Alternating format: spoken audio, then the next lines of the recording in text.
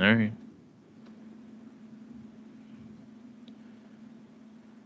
All righty. All right. Yep. You all set then? Oh, hell yeah, son. All right, let's do this thing. Here we go. Hey, enthusiasts, what's happening? This is Salty Language, episode 520. The sexiest podcast on the network, Brian? You all right there? You Yeah. stroking out? Well, you Like, said what's going on? 520, and my brain was like, 420, dude. And then I was like, wait, no. We're an hour late. Yeah, we're an hour late. Oh, shit. Forgot to adjust the clocks. No. Yeah. Yeah, 520 now. Means I have to change my template in Photoshop because I do it like every 10. Right. You know, that way all I have to do is just type in the just type in one number each week. I mean, that's pretty dope, huh? Damn right. The one, Well, my the one savage number gonna kid. Yeah, gonna type in two numbers like a savage? I know, right? I don't think so. Hell no, brother. That's right. Woo! Get on my shit line here. Hey, Brian. Hey, Tony. How's it going? Hey. Not too bad. Have you ever noticed Cheers, all fucked up. that after like you trim your beard up, does yours seem to be itchier afterwards? Yeah, I think it's because it's shorter. And like It's the weird. ends are all like frayed and weird. Yeah, Man. it's so. Because I trimmed mine up yesterday, and man, I've just been itching like an idiot today. Itching like an idiot, huh? I don't know what's going on. I don't know. I mean, you know, it's a good thing it's all in my beard. Otherwise, somebody might think I'm like Tyrone Biggums or something. You know, got any more of them crack? I mean, you don't want that. Let's be honest. No, definitely not. Definitely. Mose deaf. Anyone who's watching the video right now, I'm like adjusting my shit because it's whatever. I'm annoyed. Don't mind me, everybody. All right. Fair enough. You know, I'm trying to like figure this out for our minuscule YouTube audience. Mm-hmm. You know, and it's like I'm looking at the frame and I look like Two-Face over here, buddy, like hanging out. I like it. To, like, scoot over, but I got a fucking vent in the floor, man. Perfect. It'll blow right up your nethers. I mean, that's the move. Obviously, what I need to do is I need to do like the things on movie sets and shit where they like put marks down. Oh, yeah. Because I was up here fucking around over the weekend. Everything's all like adjusted and crooked, and obviously things were unplugged earlier, and it's a whole sitch. Anywho, sorry. Did you try beard oil? Yeah, I put some beard oil on it today. It's just funny to me how, you know, you'd think it would, you know, wouldn't itch that much. It wouldn't be that different, but it must be like you're saying, maybe just little hairs everywhere, just kind of poking at the skin or whatever. I mean, I noticed when I trimmed this down, it itched like a mug. Yeah. But now that it's kind of grown back a wee bit, it's, you know. Yeah. It's fine and dandy. Yeah. It's pretty strange. Oh, people are strange when you're a stranger. Mm-hmm, mm-hmm. Words of wisdom. I've heard that. Oh, so thirsty. I actually worked again today. Oh, yeah. How was that? God, that sucks. Really? I figured you'd be like, man, I'm fresh as a daisy, and I remembered how much I love this. Let me tell you. Working. Overrated. I don't know if it is anymore. I mean, there's like a labor shortage everywhere, so I'm not sure that. I think I could find a better job somewhere. Yeah. Not Dude, having any luck. You know, like I think you mentioned it to me, right? About how, you mentioned on here about how you were somewhere and wings were, you know, because there's a wing shortage we all know about and everything. And I forgot where it was the other day. I saw a menu that showed wings were like $1.79 a piece. Good Lord. And I'm like, oh my God. And it's like that, you know, I'm not going to pull the old man of, I remember when they were a dime, you know, but I remember when they were a dime. Yeah, right. I mean, even at a quarter, you know, 50 cents, you know, it's funny how you can remember, as, you know, like the progression of these things. It's like, you know, we hit that point, like when we were kids, you know, and our parents are like, I remember when gas was a nickel, and we're like, oh, stop it, you know. Like, oh, you and your oldness. Yeah. Cut it out. Now it's, I can remember when wings were a dime, when we rallied because a quarter was too damn much. I mean, once again, you're not wrong. Do you remember when it went from 10-cent wings to 25-cent wings? And we were like, what is this garbage? It went from 25 to 50, and it was the same thing. It was like, how dare they, double the price of wings and whatever. And I'll be honest, think they are? His wings have gotten more expensive. I've eaten a lot less of them, but also because I've tried not to be a savage and eat like 100 wings. I mean, so now his wings going to be one of those things like, honey, get your finest dress. We're going to get wings. We're going to Hooters. Oh, even then I won't go to Hooters. No, I know. Like, I'm just... get on your good shoes, baby, because we're going to Frickers. Yeah. I got a table for two candlelit at B-Dubs, yo. Yeah, hot. Isn't that weird? Yeah, though? Yeah. It's. I mean, I get it, because the cost on them is so exorbitant right now. Yeah. But at $1.79, there's no way in hell I'm ordering wings because I need like 4 or 5 wings. Ain't doing it for me. I'm gonna need at least 10 or so. I ain't trying to spend $12 on. Yeah, I'm a 10 to a dozen wing guy, easy. Me too. Yeah. So, yeah. And unless you go to B-Dubs, then it's a 2 dozen because I don't know what chickens, quote unquote. Yeah. They're harvesting their wings from. Yeah. But they're clearly malnourished and tiny. Yeah. I think they're probably just like shaking robins out of trees and stuff and pouncing on them. Yeah, they're just grabbing whatever flies by. They just have a big net out back. Yeah. I mean, they shouldn't actually raise the price of their wings because they're all, they harvest them from the land. The question I have now is like, and I haven't seen this anywhere, is like, how much are drummies now? I mean, I imagine it got to be about the same. Well, drummies usually cost more. Oh, you know what? That's true. That's true. Yeah. And because that's usually what I order because there's more meat on them. I wonder how much those little wing tips are. Give me something to gnaw on. Yeah. Man, they just bring it out on like a silver platter. There's just one. Yeah, exactly. Garnish, Silver platter with a big silver dome, and they uncover it. Oh, fuck! Look at this. Yeah, they got to where now they toss your wing table side. Yeah, the cart. Yeah. Would you like to pick one of our 18 extravagant sauces? Blue cheese or ranch? Yeah. Fucking table side wings, dude. There's got to be a wing spot. Just talking serious talk now. Yeah. Where they do table side wing tossing. It would be very unnecessary, but yeah. I mean, there's got to be someone. Also, the risk of potentially just saucing a person doing that is the risk you take when you eat at Saucy Joe's or whatever we're calling it. I like Saucy Joe's. That's right. Yeah. It's like if you order wings, you will get wet. Yeah. We got to seat you into the splash zone. It's like a Gallagher show. Yeah. Everyone's down there with galoshes and fucking parkas on, or not parkas. What are those things? Ponchos. Yeah, parkas. I mean, maybe they're cold. I don't know. Yeah. They just hose it down every once in a while, Yeah. Ooh, honey, I got tickets for the splash zone. Oh, at Saucy Joe's? Yeah, baby. The Saucy Joe's splash zone. I'm not gonna lie, I kind of want us to open this place now.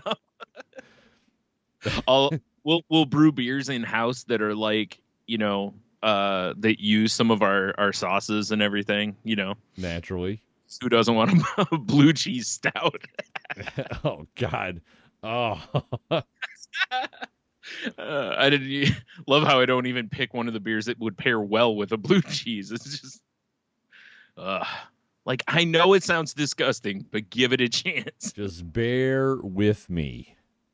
Like, oh no, that's truly disgusting. Yeah, once that effervescence hits your tongue. Like, you've ever had the funk of a Heineken? Multiply it by 30. Oh man. Have you ever had a stout strained through Tony's work boot? Oh God. I think I almost just threw up my lime seltzer. Yikes. I mean, I'm no joke, but currently the inside of my work boots look like that big ass table that Tony Montana had Yeah. in fucking Scarface, because I powdered a shit out of those things. Like I put my foot in the morning, and I get a little like a powder that flies up. Nice. It's nice. You literally have an insole of foot powder now. I mean, I might as well.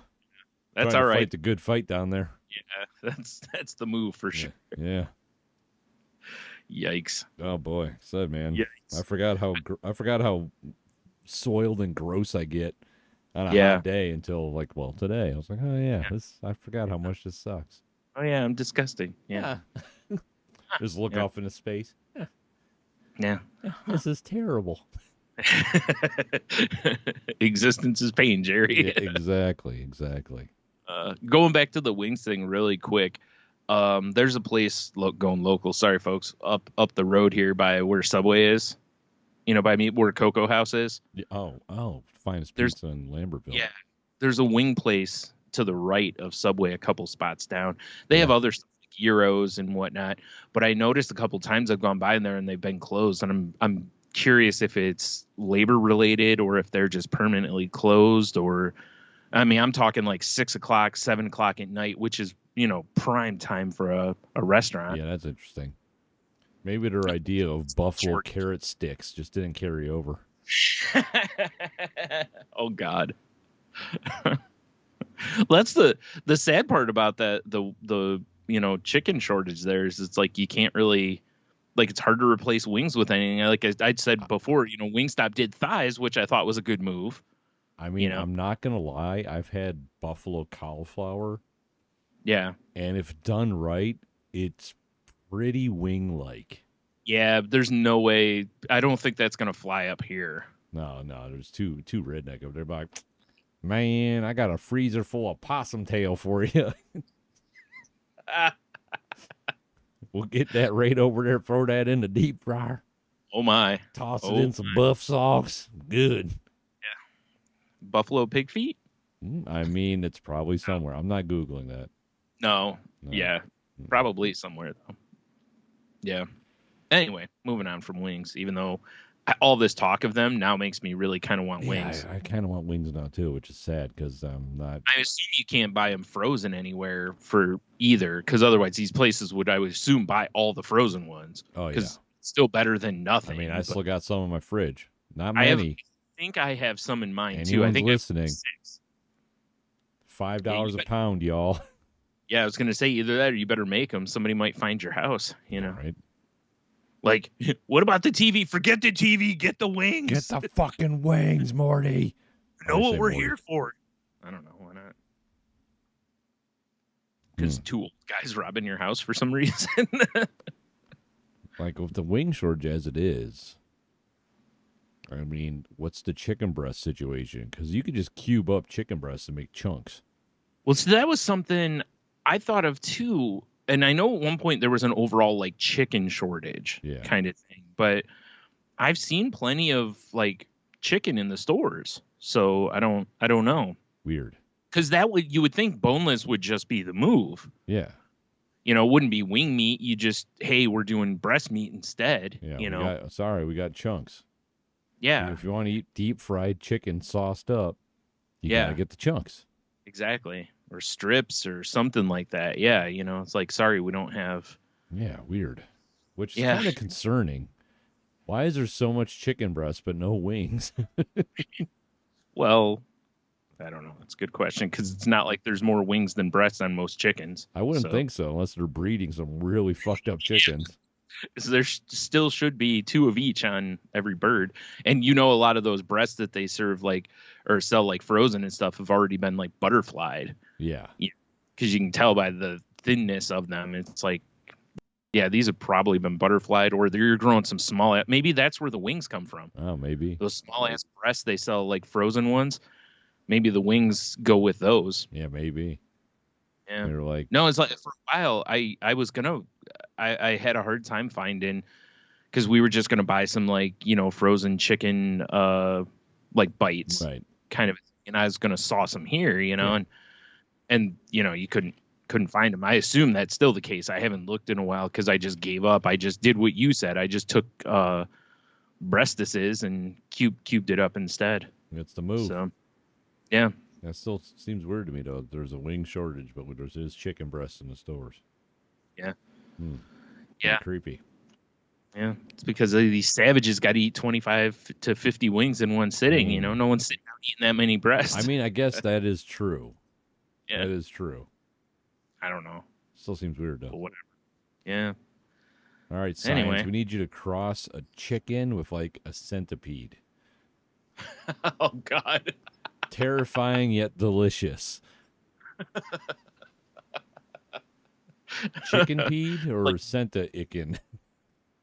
I like Senta-icken only because it seems more appropriate for what it's the right feeling for what it is. Yeah, fair enough. That ick part is really important in there. Yes, very true. Oh, God. Can you even picture just a chicken with all them legs? Yeah, exactly. Like 14 on each side. Just the wings. Oh. Like, fuck the legs. Who cares about the legs? Yeah, sorry. Yeah. The wings. Yeah, that's what I meant. Exactly. Yeah. We need it like it needs to look like a Lovecraftian monster, but something you could throw in a deep fryer. A big deep fryer, but yeah, or a large smoker. Oh, yeah, true. Like one of those competition-sized smokers. It shows up on a trailer. It's got like a smokestack, looks like a pig face or something. Yeah. Yep. Let's throw one of those in there and feed everybody. You hear that, Tito? There's your idea for next year.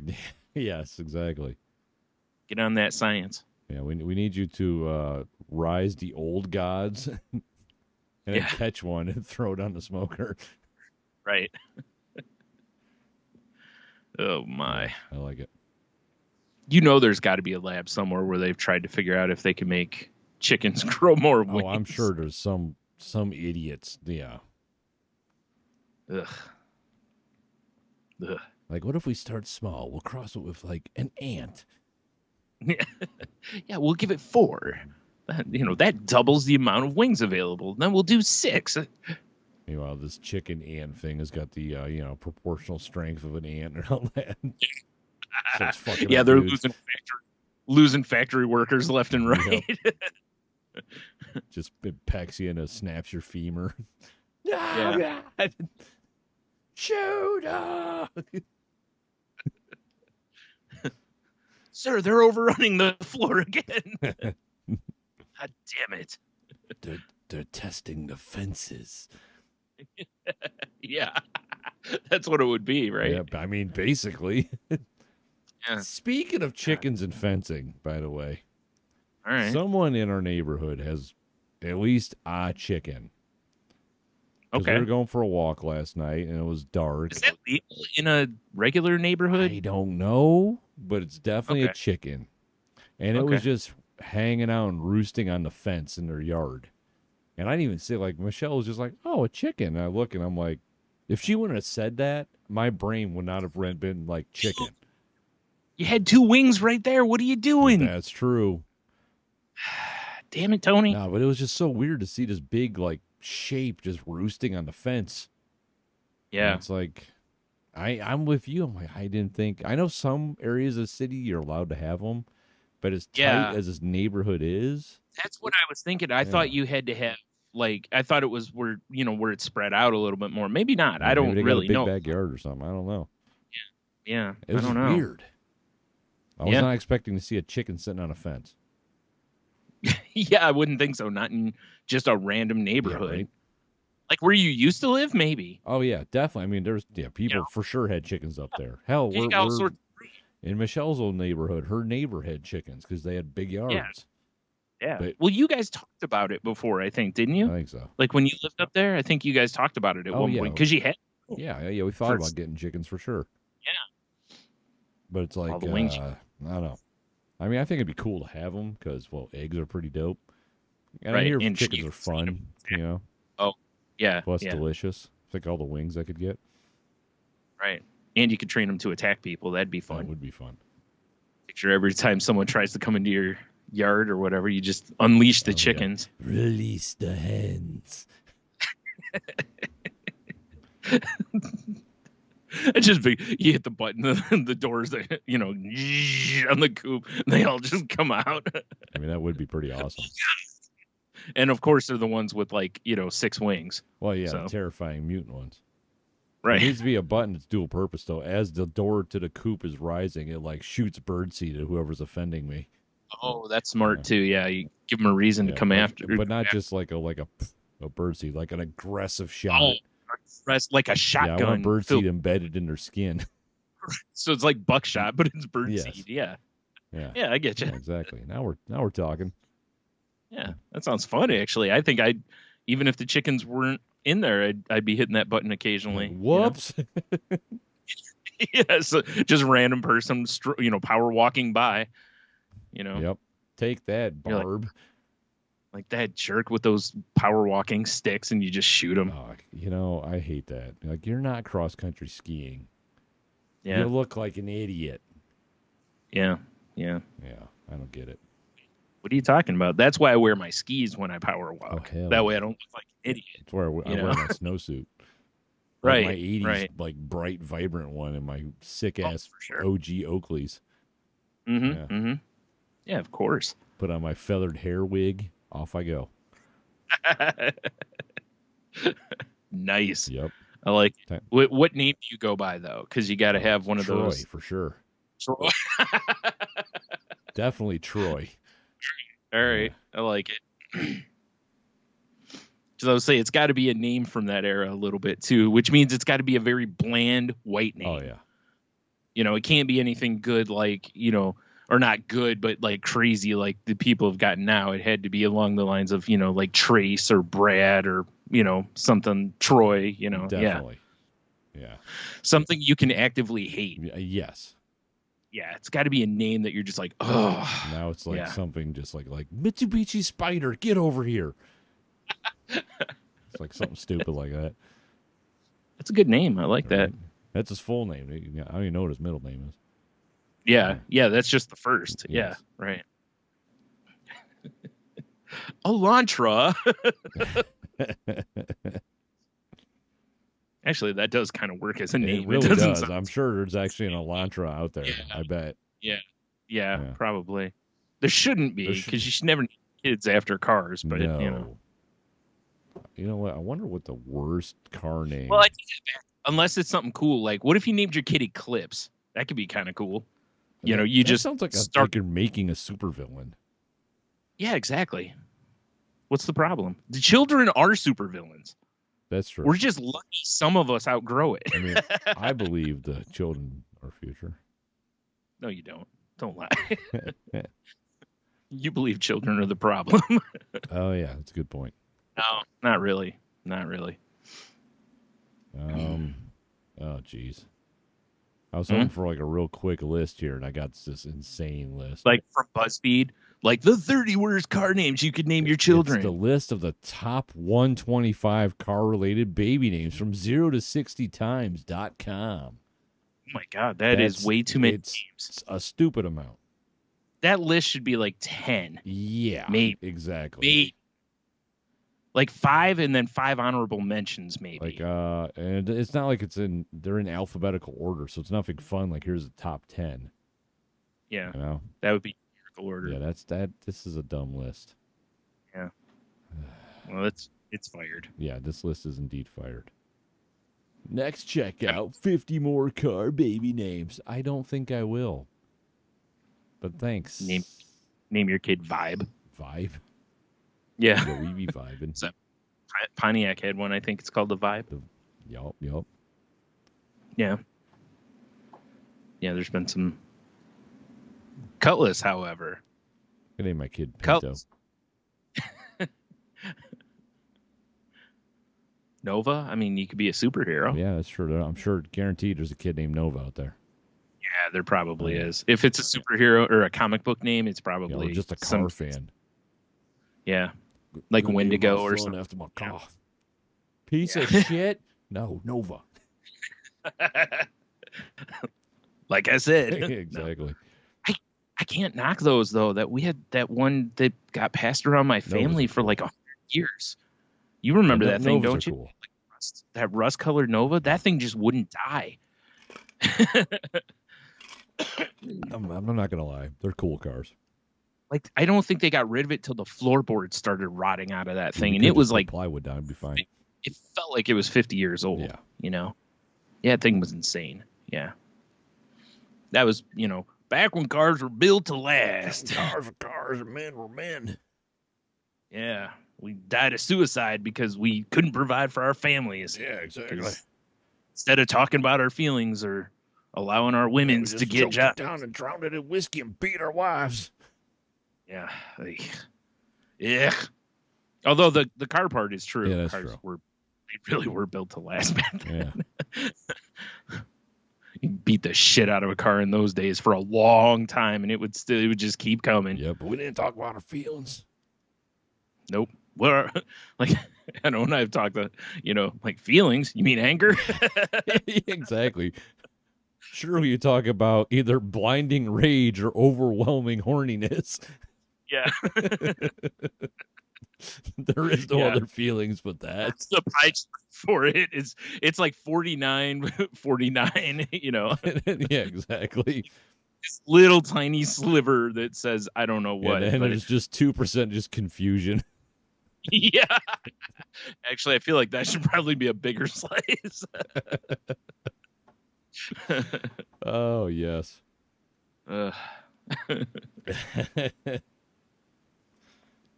Ooh. Oh man. So how was your how was your week off? Oh my god, dude. I mean, I was I know you 10 days. Last stuff. Yeah, so you covered a little last time, the beginning. It was brilliant.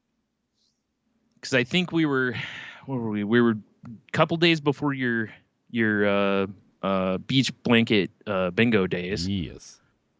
Yeah. Or I know you had a dancing and singing party on the beach. I did the shimmy shimmy sha or whatever, and then I won a surf competition. You shimmy shimmy yeah? Yes, shimmy shimmy yeah, shimmy shimmy yeah. No, it was beach day was cool. It's like we got down there pretty early. It was great because we got there early enough that we got really good parking. Because last time we went, we had to park way the fuck out, and there was people everywhere. Yeah. There wasn't people everywhere, and it was kind of a cool day. A little overcast, but we showed up and there's like a woman reading on the beach. People are just laying out, and all you hear is like the water, and then you just hear as I'm using my little handheld compressor to pump up our rafts. Way to ruin it. And I don't have like the high output one, so it takes forever. Sure. Yeah. So yeah, that was fun. Thank you. We shout out Ryobi for having battery-powered fucking compressors you could take with you. Right. So much better than blowing it up. Yeah, right. Right? What am I going to do, sit on the beach and hyperventilate like an idiot? Or am I going to ruin everyone's day while I'm blowing up a big inflatable Taco Bell hot sauce packet? That's the American way. That is the American way. That's the American way, yeah. But no, it was a good time. I mean, Logan, well, he wasn't feeling too good, so he stayed home, which is kind of but he missed out on the sunburn, so that's good for him. But yeah. You know. But yeah, it was a good day at the beach. You remember it was totally a '90s toy. It was the pad with the Velcro and the tennis ball. Oh yeah. So I picked up 2 sets of those because Five Below. Right. It's your best Chinese imports you can get. Yeah. And let me tell you, Brian, I forgot how fun that game was. Lee had never played it before. Yeah. It kind of blows my mind. But those Five Below paddles, probably about 40% of the time when you'd catch it, it would just blow up. Yeah. Like the retaining ring would fly off. The Velcro was stuck to the ball and was floating in the water. Yeah. Yeah. It says right on the package, do not use. Yeah, basically. So we still had a good time with it. And honestly, every time it blew up, it was hilarious. But I need to just run like a line of some glue around the edges and just like snap them into place and call it good. Yeah, it makes sense. I mean, for $5, you can't expect extravagant things like glue. Exactly. That's just too much. Too much. Yeah, you're right though. Five Below is for that. Like when you're like, I'm not like, what am I, a savage? I'm not buying Toys for Us at the beach at the dollar store, but you also don't want to spend more than $5. Yeah, exactly. Like, so we bought $10 right out. It's like we got some pool noodles. We Yeah. got those paddles. We got this little like frisbee thing that kind of looks like a jellyfish. You throw in all these water things, shoot everywhere, and then like I said, I got some inflatables, like a big pineapple inner tube and one that's literally a Taco Bell fire packet. Because I saw that and I'm like, we have to buy that. It's the last one. We have to buy this fire. I don't even like Taco Bell, but I need this hot sauce packet in my life. But you do drink their hot sauce regularly. I mean, is their hot sauce even good? I don't even know. I don't know, man. I use like the mild from there because I just want something to add some flavor to some of the food, and that's about it. It's been so long since I've had Taco Bell that I have no idea. I don't remember. Yeah, you'd probably be in the, what is it? Their hottest one's called like Diablo or something like that. So that's probably more your end. I don't know if I want to like go in there and just steal some hot sauce packets and just put them on stuff and just see what's up. I don't even know if they have them sitting out to take right now because of the COVID. Yeah. Maybe I might have to like go get 2 tacos or something. No, you don't even have to. What you do is you drive around the building, pull up out front like they forgot something, run in real quick and be like, "Oh, can I get some hot sauce?" And they'll be like, "Here you go." And then you just walk out, probably. I mean, that's not a bad move. They probably won't even pay attention to it. Like, oh shit, dude, can I get like 3 of every flavor? Yeah, I forgot to ask. Oh yeah, no problem. So, yeah. But I wonder if I actually go and buy a couple tacos and brave my asshole's life. Well, it's just tacos. You'll probably be okay. Yeah, probably. I've eaten a lot of tacos lately. And just go, I need some of every sauce you got. They'll probably give it to you, dude, because there's been times where they'll be like, "Do you want sauce?" And I say no, and I still come home with 30 packets. I mean, this sounds like it might be like a sweet and salty language short or something. And I'm not gonna lie, that is an actual story. Like, I actually went there one time. They said, "Do you want any sauce?" I said no. I came home and counted the packets. There were 30 packets of sauce in there, and I got a Crunchwrap Supreme, taco, and a drink. Maybe they were like, fuck this guy. He doesn't want sauce. Yeah. Well, it's like, clearly this guy wants to like slather sauce all over himself later or something, which I did, of course, right, in a very sensual manner. Well, yeah. But I mean, it was like that scene in American Beauty, but sauce packets. Yeah. Right. Yeah. Dude, somebody should reshoot that. That would be a great image. I mean, we have cameras, Brian. Yeah. Hell, Taco Bell should do that. They should, actually. You're right. See what Mina Savari's up to, What is she up to? I haven't seen her in anything. Couldn't tell you. So, see? Fuck's her name She again? might be... Mina what? Suvari.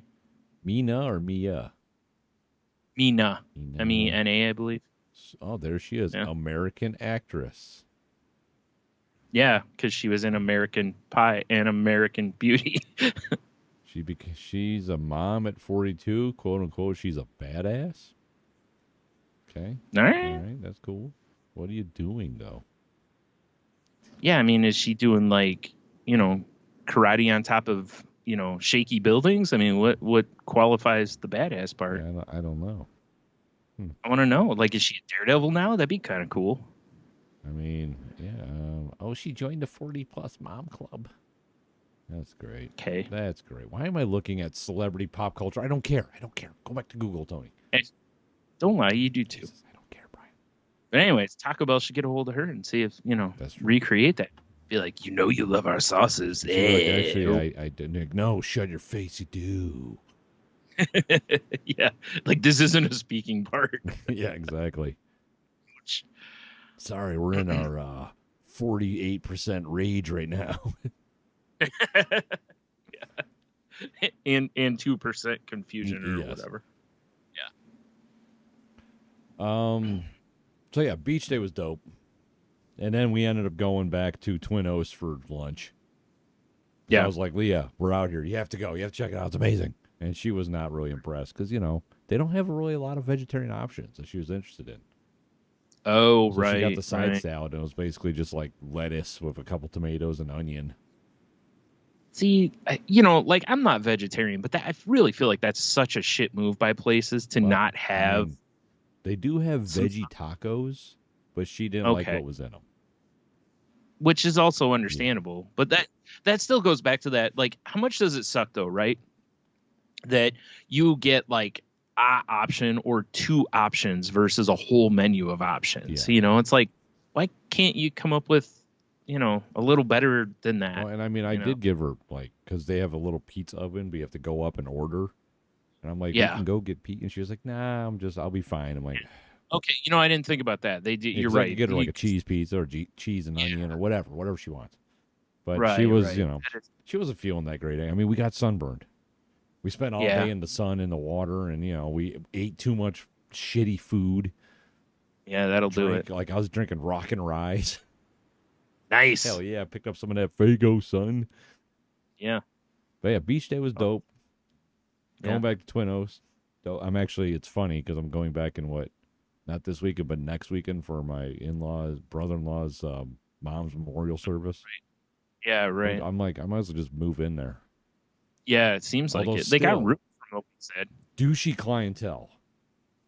Yeah. There was some Corvette club out of Cleveland that met there, and I wanted to start throwing these old dudes down the hills and over the waterfall, and they were just, it's just douchey old rich people that think they, you know, I ordered 24 wings. What did you get? Yeah. You know? I ordered 36 wings. Yeah, that was pretty annoying. Yeah. But the place is so nice, though, if you go outside. When you're inside of the rabble, it's a little much. But see, that bugs me, though, because part of what I love about it when we've gone to breweries is the interacting with people. Yeah. We've had some good times with some random-ass people. I mean, there's another one that we drove by, and it's Catawba Brewing. And it looks like it's in an old garage, and it just looks like shit. And I feel like that's more my place. Yeah.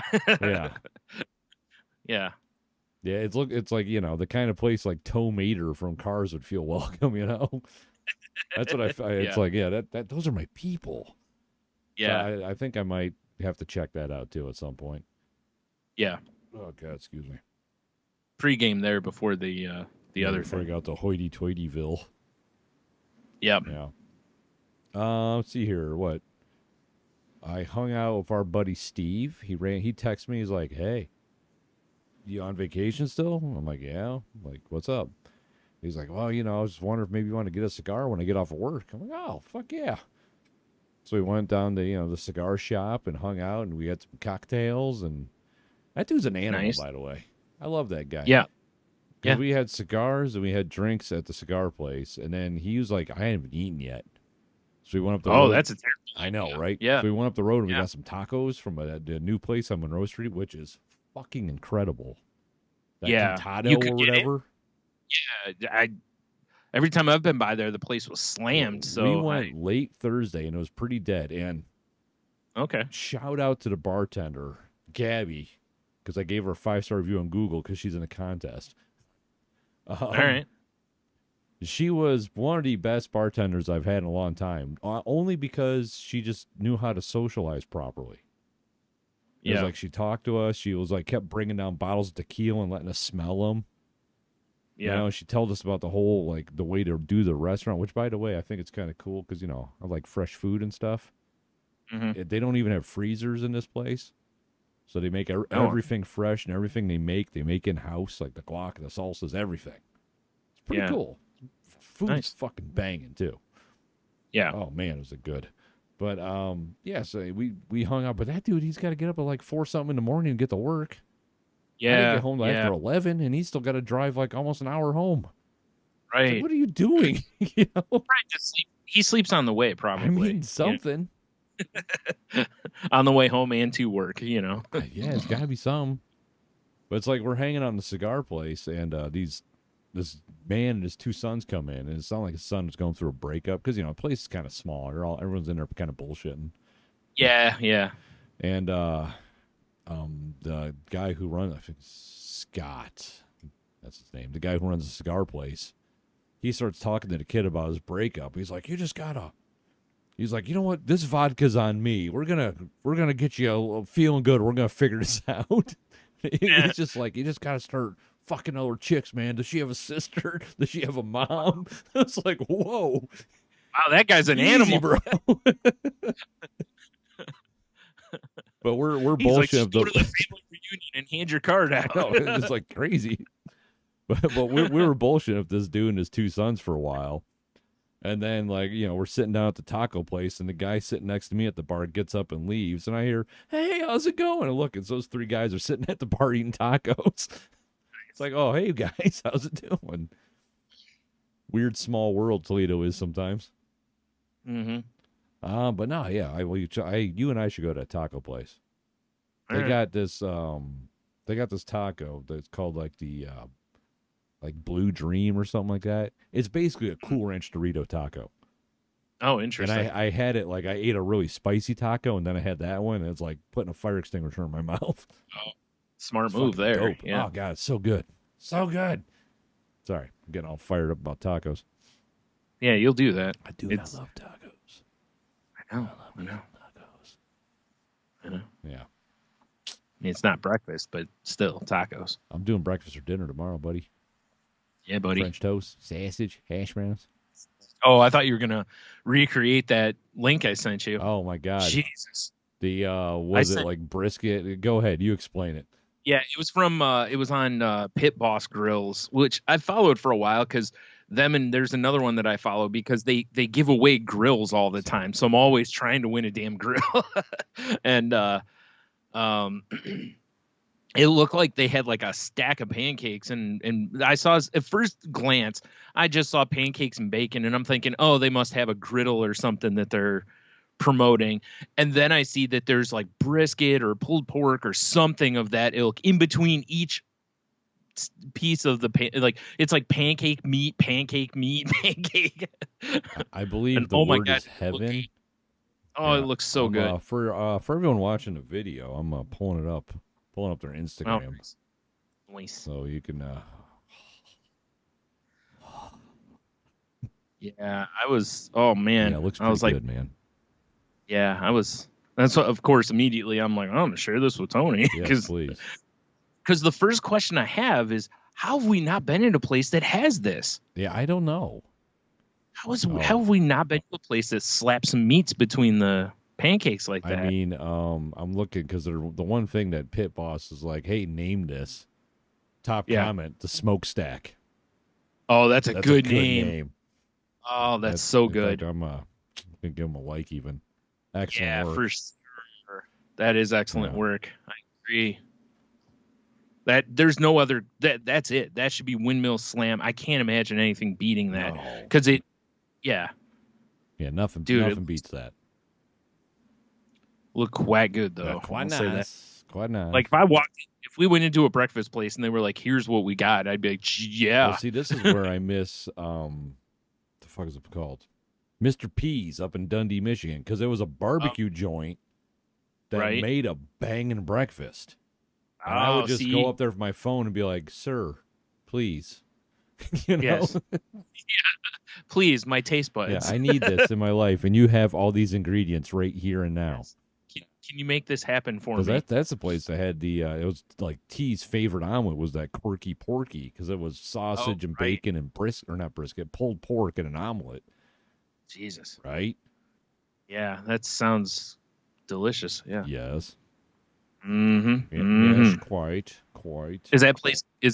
Did they close? Or the dude moved? He moved up into North Michigan somewhere, and now it's just. I mean, the breakfast they have now is respectable, but it's not the same place. It's a different name. It's a different owner. They don't have barbecue. What? But it is a good breakfast. I just can't remember what it's called anymore. Barbecue though. I know. I'm telling you, and the barbecue was legit as fuck. He must have been the barbecue guy then, or taken the barbecue guy with him. He one was. Or the other. He like Mr. P's was the dude. It was some like probably. I mean, it's sometimes tough to tell age. Maybe 50-some-year-old black dude that knew how to throw down in the kitchen and on a smoker. Yeah. We went up there for breakfast one weekend and pulled in, and it was gone. And I think I cried a little. Yeah, like, I would imagine. Don't look at me. I'm picturing you just dropping to your knees, the overhead shot. Why? now I'm just punching the door. It just starts raining for no reason. Yes. You know? It's just yeah. It's oh man, that's too bad. Yeah, because otherwise, if they were still open, I was going to make a suggestion, but that's right out, I guess. And so I wish I knew where he moved to. Yeah. One tier. Time to hire well, I was going to say hire someone to find him. It's like, I'm sure he can't be hard to find if he moved and is doing. Yeah, if he's still doing barbecue. I mean, you know what? Let me put in I'm sure you could find him. Mr. P's barbecue. See what happens. I want to type Michigan too. That might. That's Kansas City. Mr. P's Bar and Grill. You still work, Philip? Yeah. Yeah, you're right. Let me do Michigan. Survey says. It's a little sad though. You know, it's like a guy who's a barbecue Jedi and does pass that along to someone to continue. You know, it's like, damn it, he just up and took all that with him. Well, this is Mr. P's Barbecue in Jackson, Michigan. Maybe? I don't know. Oh, no, this is some weird-ass website. It's like, maybe, you know. Yeah. I don't know. It's sad. It makes me sad. Yes. You make me sad. I mean, you know, where'd it go? You make me sad. Yeah. Yep. Oh, well. Anyway, I highly encourage anyone doing breakfast, if you've got the ability to smoke some meats or acquire smoked meats, to give this a go and, let us know how it turns out. I mean, I also highly encourage you to do I was like, this is something I could do. Yes. Yeah. I wouldn't actually be opposed to just buying some pulled pork and just trying it. Yeah. Oh, I'm sure it's delicious. How could it not be, right? Yeah. You know, because even if you slather some syrup over the top of that sumbitch. I'm trying to think of somewhere that has pancakes and pulled pork that's good. That's the problem is, first of all, finding a place around here that has both. Yeah. Because a lot of the barbecue joints don't do breakfast. Because I don't think, I mean, once upon a time, Inside the Five did pulled pork, and it was pretty good. I don't know if they do it anymore. Because they do brunch now. Yeah. Well, I mean, you do have an in there where you could be like, sir, my taste buds. Exactly, right? Yeah, I don't know. This might be something, Brian, we might have to do this. Yeah. I'm just saying. Talk about a sweet and salty language. I know, right? How do you feel about pancakes for dinner sometime? Dude, I'd throw down. Right. Well, this might have to be something we do and, put on our I'm also thinking, salty YouTube. Do like some waffles and just put that brisket in between, like make a sandwich out of it. Sandwiches. Just a waffle-it sandwich. I mean, there's nothing good. I mean, I love a good sandwich. Sandwiches. Brisket, shredded beef, pulled pork, however, whatever, it ends up being. Like, it's just delicious on everything. I brush my teeth with it every morning. Yeah, got that brisket paste. Oh, God. Colgate's brisket paste. If I wouldn't have just named our last show Space Brisket, although it might be kind of funny to name this show Brisket Paste after. What's the what is it, Aquafresh, when it's like all the three different components that come out in one, like, congealed. Yeah. So you got like the brisket, the fucking, I don't know, barbecue sauce, and I don't know what that last one's gonna be. I don't know, because that's really all you need. Just some of that delicious, like, beef, like you know what it is? It would end up being, as gross as this will sound, but it'd be like the beef fat or whatever. You do need the fat. That's where the flavor's because you got to at. have. Right, so you kind of put that in. Once you start scrubbing it around, it all friction it all warms works. it up. Right. You gotta lube up them teeth. Yeah, we highly recommend an electronic toothbrush. Yeah, for sure. Yeah. All them sonic waves really make get in there and make everything delicious. Get all briskety. Nothing says good morning like brisket teeth. Exactly. Nice cup of hot black coffee. Give your girl a goodbye brisket kiss. She goes to give you a kiss and you're like, oh, I'm saving all this for me. How like sometimes you brush your teeth, got a little left over in the corners of your mouth. You're keeping that for later. get to work, someone's like, you got a little, like, yeah, it's brisket paste. And they're, oh. Get a little au jus mouthwash. Yeah. A little swish every day, swallow it. I'm like, I'm not wasting this shit. Yeah, you're carrying like a tube of it around every once in a while. Just just get a little on your finger, and that's where the au jus comes in too. It's like what was that? Biaka? What the fuck's that shit called? Banaka. Just a little, yeah, a little spritz in your mouth. Keep that beef flavor going all day. It's just full of like the juice from the bottom of the pan. Oh yeah, the trimmings and everything. Yeah. Rub a little bit behind your ear, get attacked by wolves. Yeah. Oh God. How did wolves get in this store? Oh, they work here. They have like vests on at Walmart. Yeah, exactly. Until you walk in, they smell that smell. Ooh, that smell. It smells like death. I like this. I'm a big fan of this. Anyone out there making home like beard earls and all this kind of stuff, get on this. Yeah. I need beef flavored beard oil. Yeah. Some brisket paste. You ever want to smell like a pot roast all day? Who doesn't? I mean, I'm not gonna lie. Pot roast smell. What better would? I'm not lying. If you leave your house and you got a pot roast in the crock pot, and you come home and you open up the door and your first thing you do is you go, oh yeah. Oh, dude. The best part is most of the time you don't even have to open the front door. Oh, yeah. Usually you get a sniff of that outside,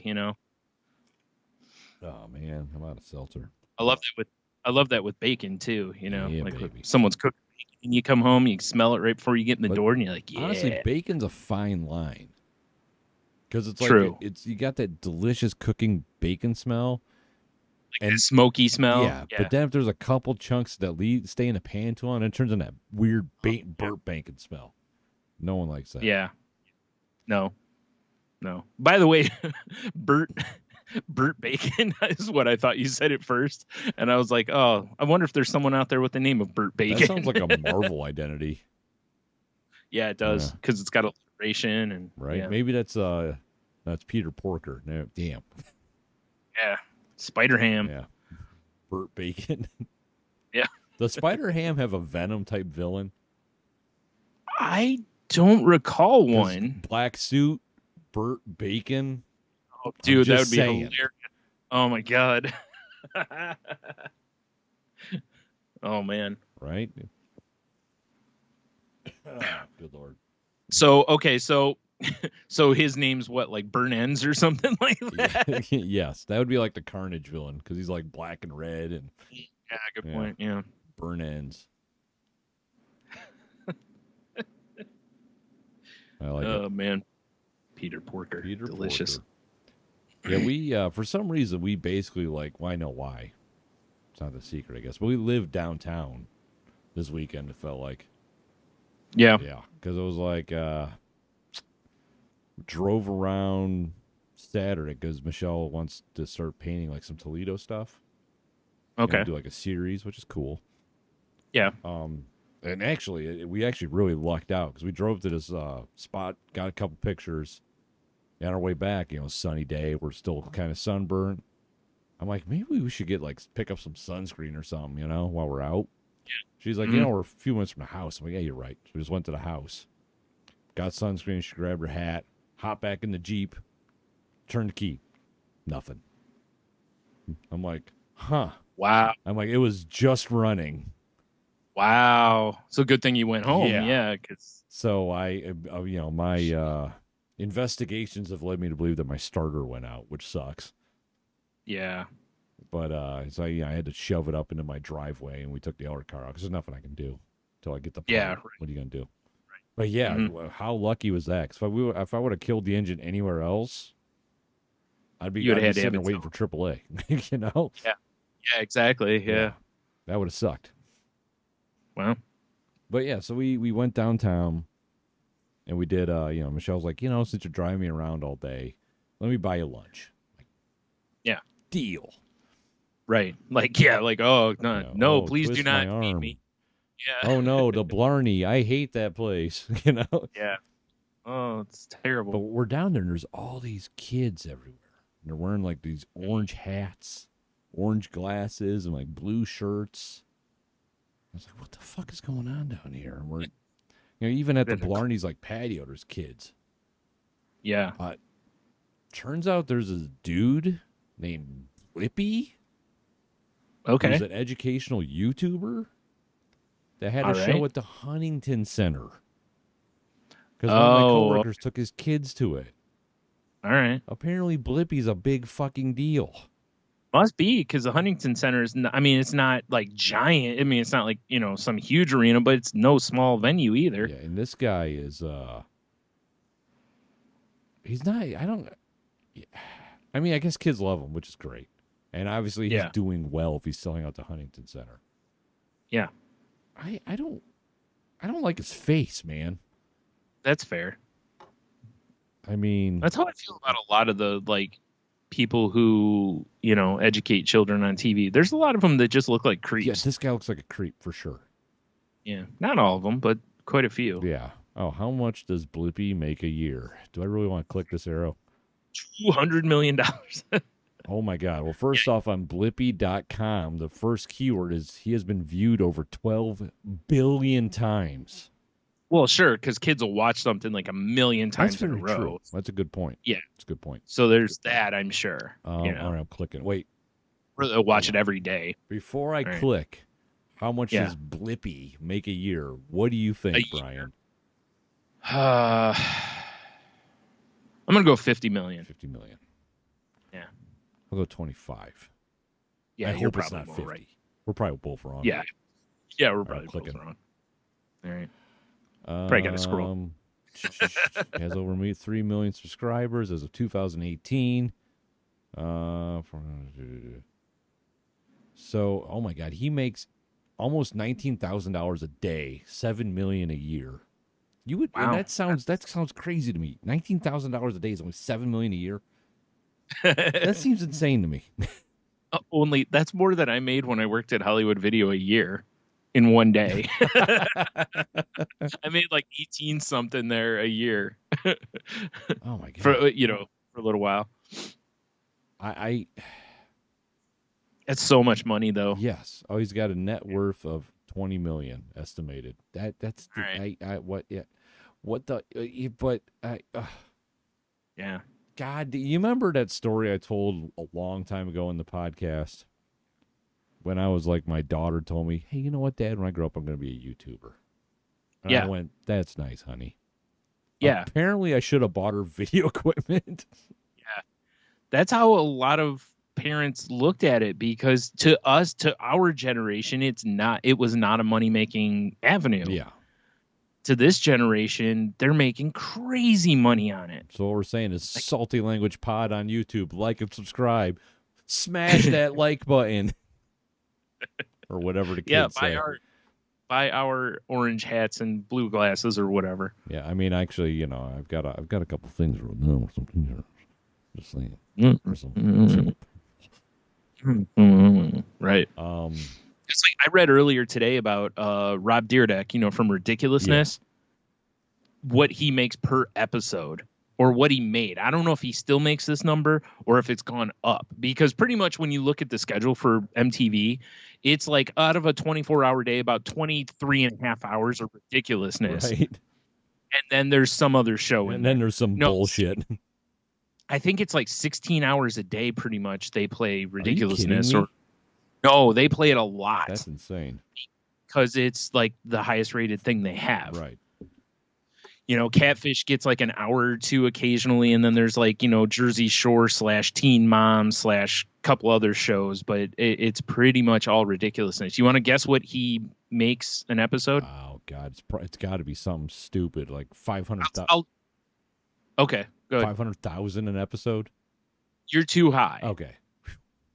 Good. Makes it feel a little bit better. Right. 25 an episode then. We'll go way low. No, you're low now. Oh, goddamn. All right, what does he make? 125,000 an episode. Wow. Yeah. That's a lot of money. That's a lot of money. Yeah. Because I don't know how many episodes are in each of their seasons. Probably, 25 or something like that. But that's a lot of freaking money. Yeah. Yes. Like, it's funny because he was a professional skateboarder, but never made much money as a professional skateboarder necessarily. Right. He's made a lot of money in endorsements because he had a deal with DC Shoes for a long time that paid him like $1 or $2 million a year, basically, just to wear their brands on his show.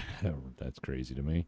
Which is brilliant, you know. Well, he's also like really good friends with the guy who started DC. So all right, so I just pulled up the schedule for Monday for today. Yeah, and it's on now blended, and then it's 10:30 until probably about 8 o'clock in the morning. 2:30 a.m. is all ridiculousness, and then switches to catfish until 10 a.m. tomorrow. Oh, wow. Oh, yeah, that's right. I forgot. One day a week they have a block of catfish. Normally there's like 1 or 2 episodes. So that must be. Okay. Wow, that's you remember when like freaking? I mean, I hate to sound like the old guy. Oh, back in my day. Yeah, it looks like Wednesday's Ridiculous Wednesday, by the way. Yeah. You remember when MTV had like variety and stuff? Yeah. That was cool. Yep. I mean, I'm not going to lie. I sit there a lot of times at night and watch Ridiculousness. So I'm not contributing. But yeah. I think I've only watched it a couple times. The 2 shows I'll watch on MTV are Ridiculousness and Catfish. Right. Well, that's because that's all it's on. Yeah, basically. You have no choice. Well, every once in a while, I don't know exactly how this falls, but every once in a while they'll have a block of, I don't know if it's a half an hour or so of music videos. Wait, what? Yeah, and I'll usually watch those because, I'm curious what garbage the kids are listening to these days. I mean, it's probably terrible garbage if I were to guess. A lot of it, of course. Yeah, because the kids these days, they're in the Blippi. Are they, though? Maybe. Yeah, they are, obviously. I did ask Leah if she knew what a Blippi was, and she had no idea. And I'm like, I know it's not your demographic, but you're way more in tune of YouTube than I am. Dude, you miss an opportunity to go, wow, you must be getting old then. Oh, God damn it. I'm saving that for something else. Yeah. Because I don't think she listens to this show, so I hope she doesn't. Shit. You're not in the cool demographic anymore. Exactly. Oh, sucks, doesn't it? Man, your dad knows about it, though. Yeah. I'm sure she'll crush you with whatever her response is. Oh, absolutely. She's pretty, got that razor tongue sometimes. Yeah. That's why I said she'll probably destroy you without I welcome trying. it, honestly. Yeah. But you'll be like, I'm the Death Star, and she's like, oh, what's this do? And she finds look at that stupid chute you left open.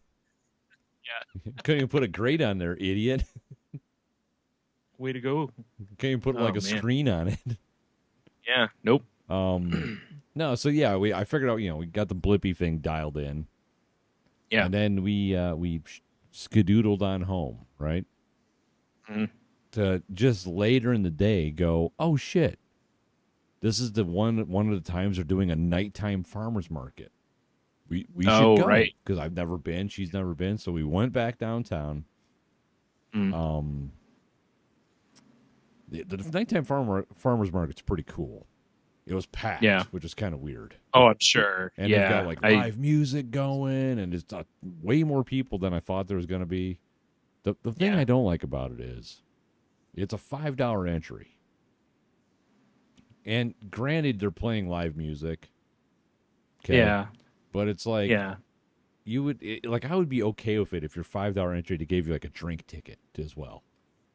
Because you go in and now it's like, well, I just paid for the privilege to buy all the stuff that I can normally buy during the day. Yeah. And then I can go pay for the food trucks that are all here, but I got to wait in these stupid lines. And I could go get overpriced beer tickets. Yeah. It's like, I was kind of not cool with that. And I understand they probably got to pay the band. Yeah, that's probably mostly what it's for, I would assume. But it's like, everybody that's in there is selling their stuff at full price, and all the food trucks are, and like I said, there's drink tickets, and it's like...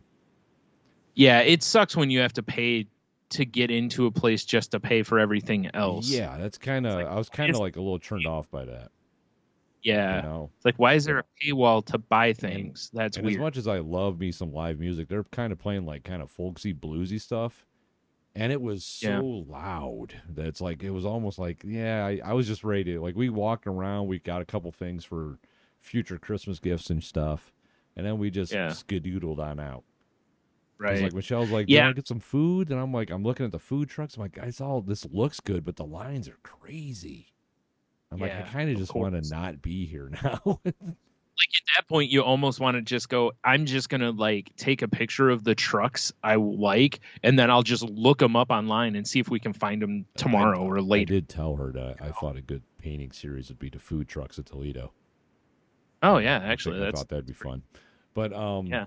You know, the thing is, too, they would probably totally be on board with that. You know? I'm sure they'd actually be kind of like, oh, that's really cool. Thanks. Yeah, you know? Exactly. That's what I'm saying. Yeah, I think they'd be like, dude, that's dope. Yeah. But I mean, unless you were like, you know, animal killer on the side of it. Exactly. She just paints me pooping on the hood. Yeah. On everyone. That's the series. That's the series. So we ended up going to the like Adams Street area, you know? Yeah. Because she suggested Carl's Poco Loco, which is amazing. Oh man, I'll tell you what. Every once in a while, I think about that place. I'm like, God, I want to go back. Just let me know. Feed it.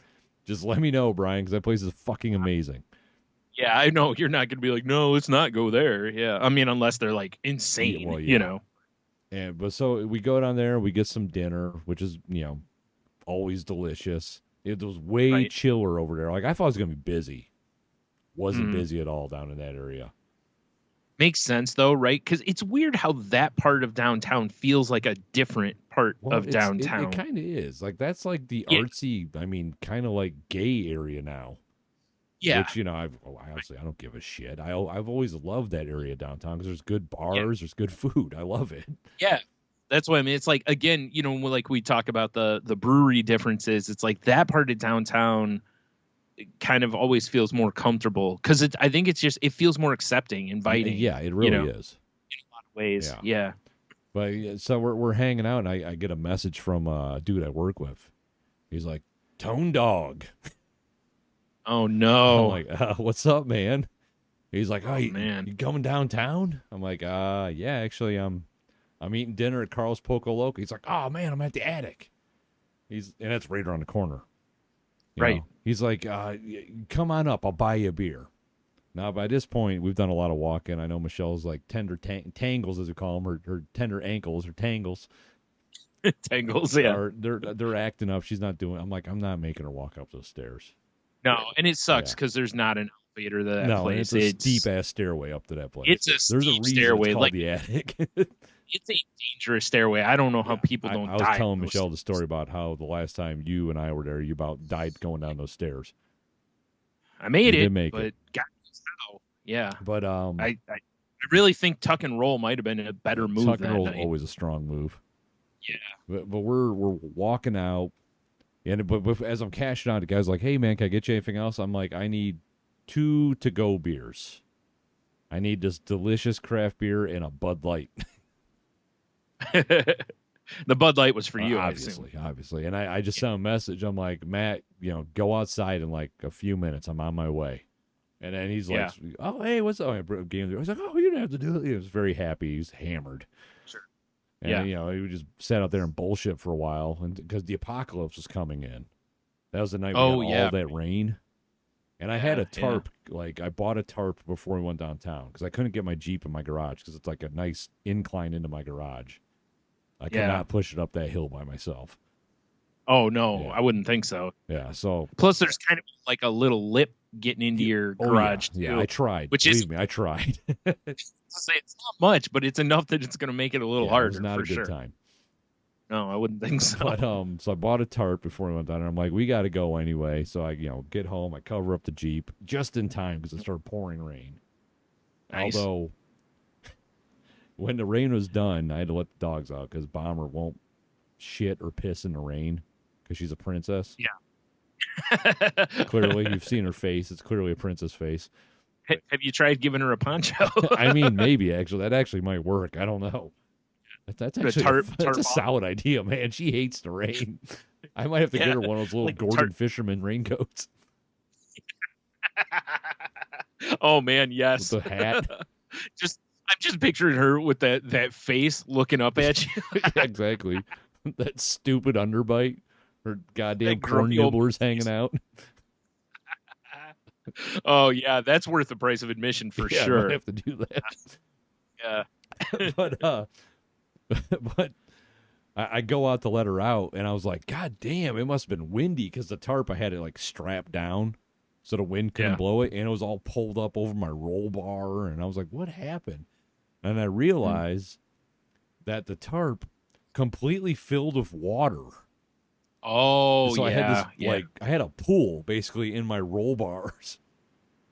Oh, geez. And I maneuvered the tarp enough that it all dumped out the side, and the interior of my Jeep was dry, so the tarp worked. Yeah, fair enough. All right. Yeah, it was a little insane. But then the next day we went back downtown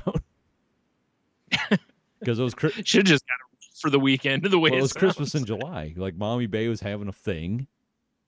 That's why I was wondering, because I saw you post on Instagram, and it I don't remember where it was from, but it was a Christmas sale, and I'm like, the fuck? Yeah, I got that was at the Blarney, because like I thought I saw a sign when we walked in. I asked the dude, I'm like, you guys got Christmas sale? He's like, yeah. I'm like, fuck yeah, let's do this.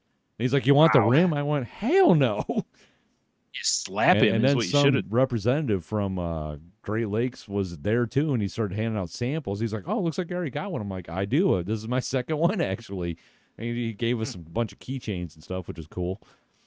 Nice. But yeah, so we went to Mommy Bay for Christmas in July. Bro, what a bust! Yeah, like they had they were like advertising on Instagram. We're gonna have a big craft show. We went in there. It was people selling like Scentsy stuff and Tupperware and. Yeah, that's not. There was one guy though that was making leather stuff, and he had like full blown like weird dungeon furry masks, like leather dog masks and shit. Oh my! Yeah. All right. I mean that was something. Yeah, but right. Yeah, so we left the craft area and let's walk over to, as they call it, Growler Park. Yes, Really quick. sir. Did they have blitzing? They did. Okay. I didn't get one. I was just curious because, in the past they didn't release well, then again, every year it seems like they release it earlier. I think they brewed up a special batch just for Christmas and July. That makes sense. But we went over to Growler Park where the food and drinks were, and there was like a dude jamming on stage and maybe 10, 15 people hanging out. And they had like hot dogs and the beer truck going, and I don't know. It was all pretty underwhelming, if I'm being honest. Yeah. Yeah, it was like... Yeah. It was underwhelming to the point where I was like, let's just leave. I'm kind of sad now. I wonder if they had people pull out of it. Like maybe they had more planned, and because of...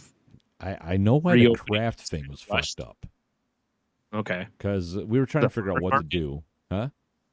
Was it because of the night market? No. Okay. We were trying to figure out what to do, and which is actually cool. The art museum right now has supernatural art, American art.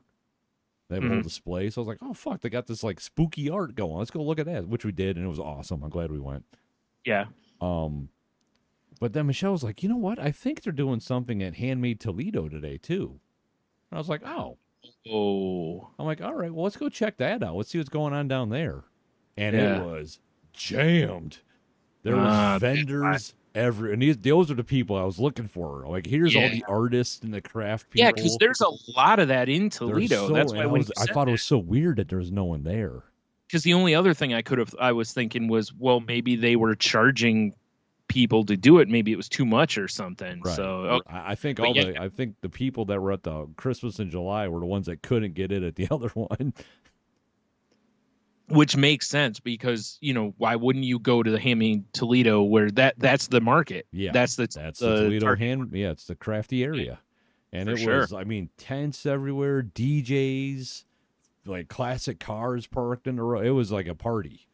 Wow. And I was like, oh, this is cool. And we kind of walked around there a little bit. Huh? What? I said it looks like Mommy Babe has just picked the wrong weekend. They should have done it like next weekend or something. Yeah. Yeah. And so we walked around, and once again, we're like, well, I get some food from some food trucks. Everything was packed, and I was like dying of thirst. And I'm like, I need a beverage like now. Let's go see. I figured like the Ottawa Tavern might have been open for it. Yeah. Everything was closed except Carlos Poco Loco. So we went back to Carlos. Nothing wrong with that. Just got drinks and like chips and queso, Oh, is that chorizo queso that they have? Leah was hanging out with us. Couldn't get the chorizo queso. You shouldn't have made her wait in the car. Sorry, Leah. You got to wait here. Like, I'm sorry, but like, I just can't with you. And it's like it's just not happening.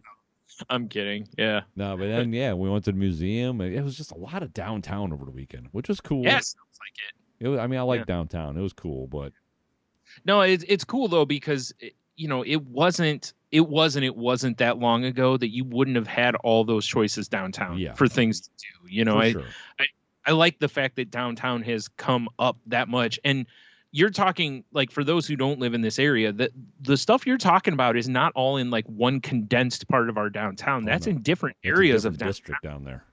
Yeah, and each district kind of has a little different, like has a little different feel to what's going on there. So that's really cool. Yeah, like they call it the warehouse district over by the Mud Hens.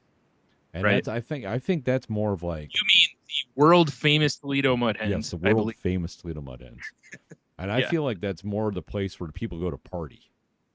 Yeah. Like that's all the crazy bars. People get there to get hammered. They go watch baseball. Yep. You go to the, like where I was at in the Adams Street district, and that's more like artsy and like you were saying, like it's very more welcoming and open. Yeah. Which I don't remember his name, and no one's going to care that listens to this podcast. But who was the big dude with the beard, always wore a knit cap that DJ'd at the beer stube? Because I saw him. Corey. God damn it. I couldn't remember his name. Yeah. Like him and I made eye contact. I'm like, I know that guy. And then later I was like, oh shit, that was the dude from the beer stube. I couldn't remember his name. That makes sense because that seems like that would be his crowd. Yeah, that's his vibe down there. Sure. We saw him at where the fuck did we see him? I don't know. We saw him somewhere, and I saw him again later. Oh, he was at the night market, and then I saw him later as we were walking back to the car. That's what it was. Yeah. Yeah. But yeah, I couldn't remember his name, but I knew him, Right. Like, you should have just been like, hey. Should be like, hey, you. I actually kind of thought about it, but he was like talking with other people, and I'm like, I don't want to just jump in and be like, hey, do you kind of know me? Well, that tells me you hadn't had very much to drink. No. Had a few beers, you would have been like, dude, bro. You're right. Yeah. Oh, I did one last thing before my vacation antics are over. I did buy everything I need, ingredient-wise, to make hard seltzer. Nice. Yeah, and it's actually super easy. I just haven't done it yet. So what's are you doing like just one flavor to start? Black cherry. It's a good choice. Yeah. And it's cool because there's a place in Ann Arbor, it's called Adventures in Homebrewing, and I felt like I was in a playland. There's so much stuff there. Yeah. And I'm walking around, I'm like, I cannot find these seltzer kits. They said they have them online. I'm going to have to ask somebody. I hate asking people shit. I just want to get it and go. Yeah. So there's some, scraggly bearded dude that you would expect to see working there. Yeah. And I'm like, hey, man, this is probably a travesty to ask you about. But do you have hard seltzer kits? And the guy's like, oh, yeah, man. He's like, I just brewed a hard seltzer like 2 weeks ago. It's super easy. And I'm like, oh. Nice. And he goes to his computer and he prints out a recipe. And then he just starts walking around the store with me, and he just starts grabbing ingredients. So that's what they do. Like, they have a recipe book, and you can just look at it, and you can just go grab stuff, and that's your beer recipe. So it's similar to how when we had the shop, how Magic always puts out those pre-cons, and I was like, fuck ordering those. Yeah. We always have so many commons. I'll just build the damn pre-cons. Yes. So, okay. Same idea. And it's like, if I would have ordered online, they would have just pulled all the ingredients, had it set aside for me. Okay. Yeah. So I was blown away though. I didn't realize that's how it worked there. Because I've always bought just self-contained kits. Yeah. Like, here's a brown ale. Here's a porter.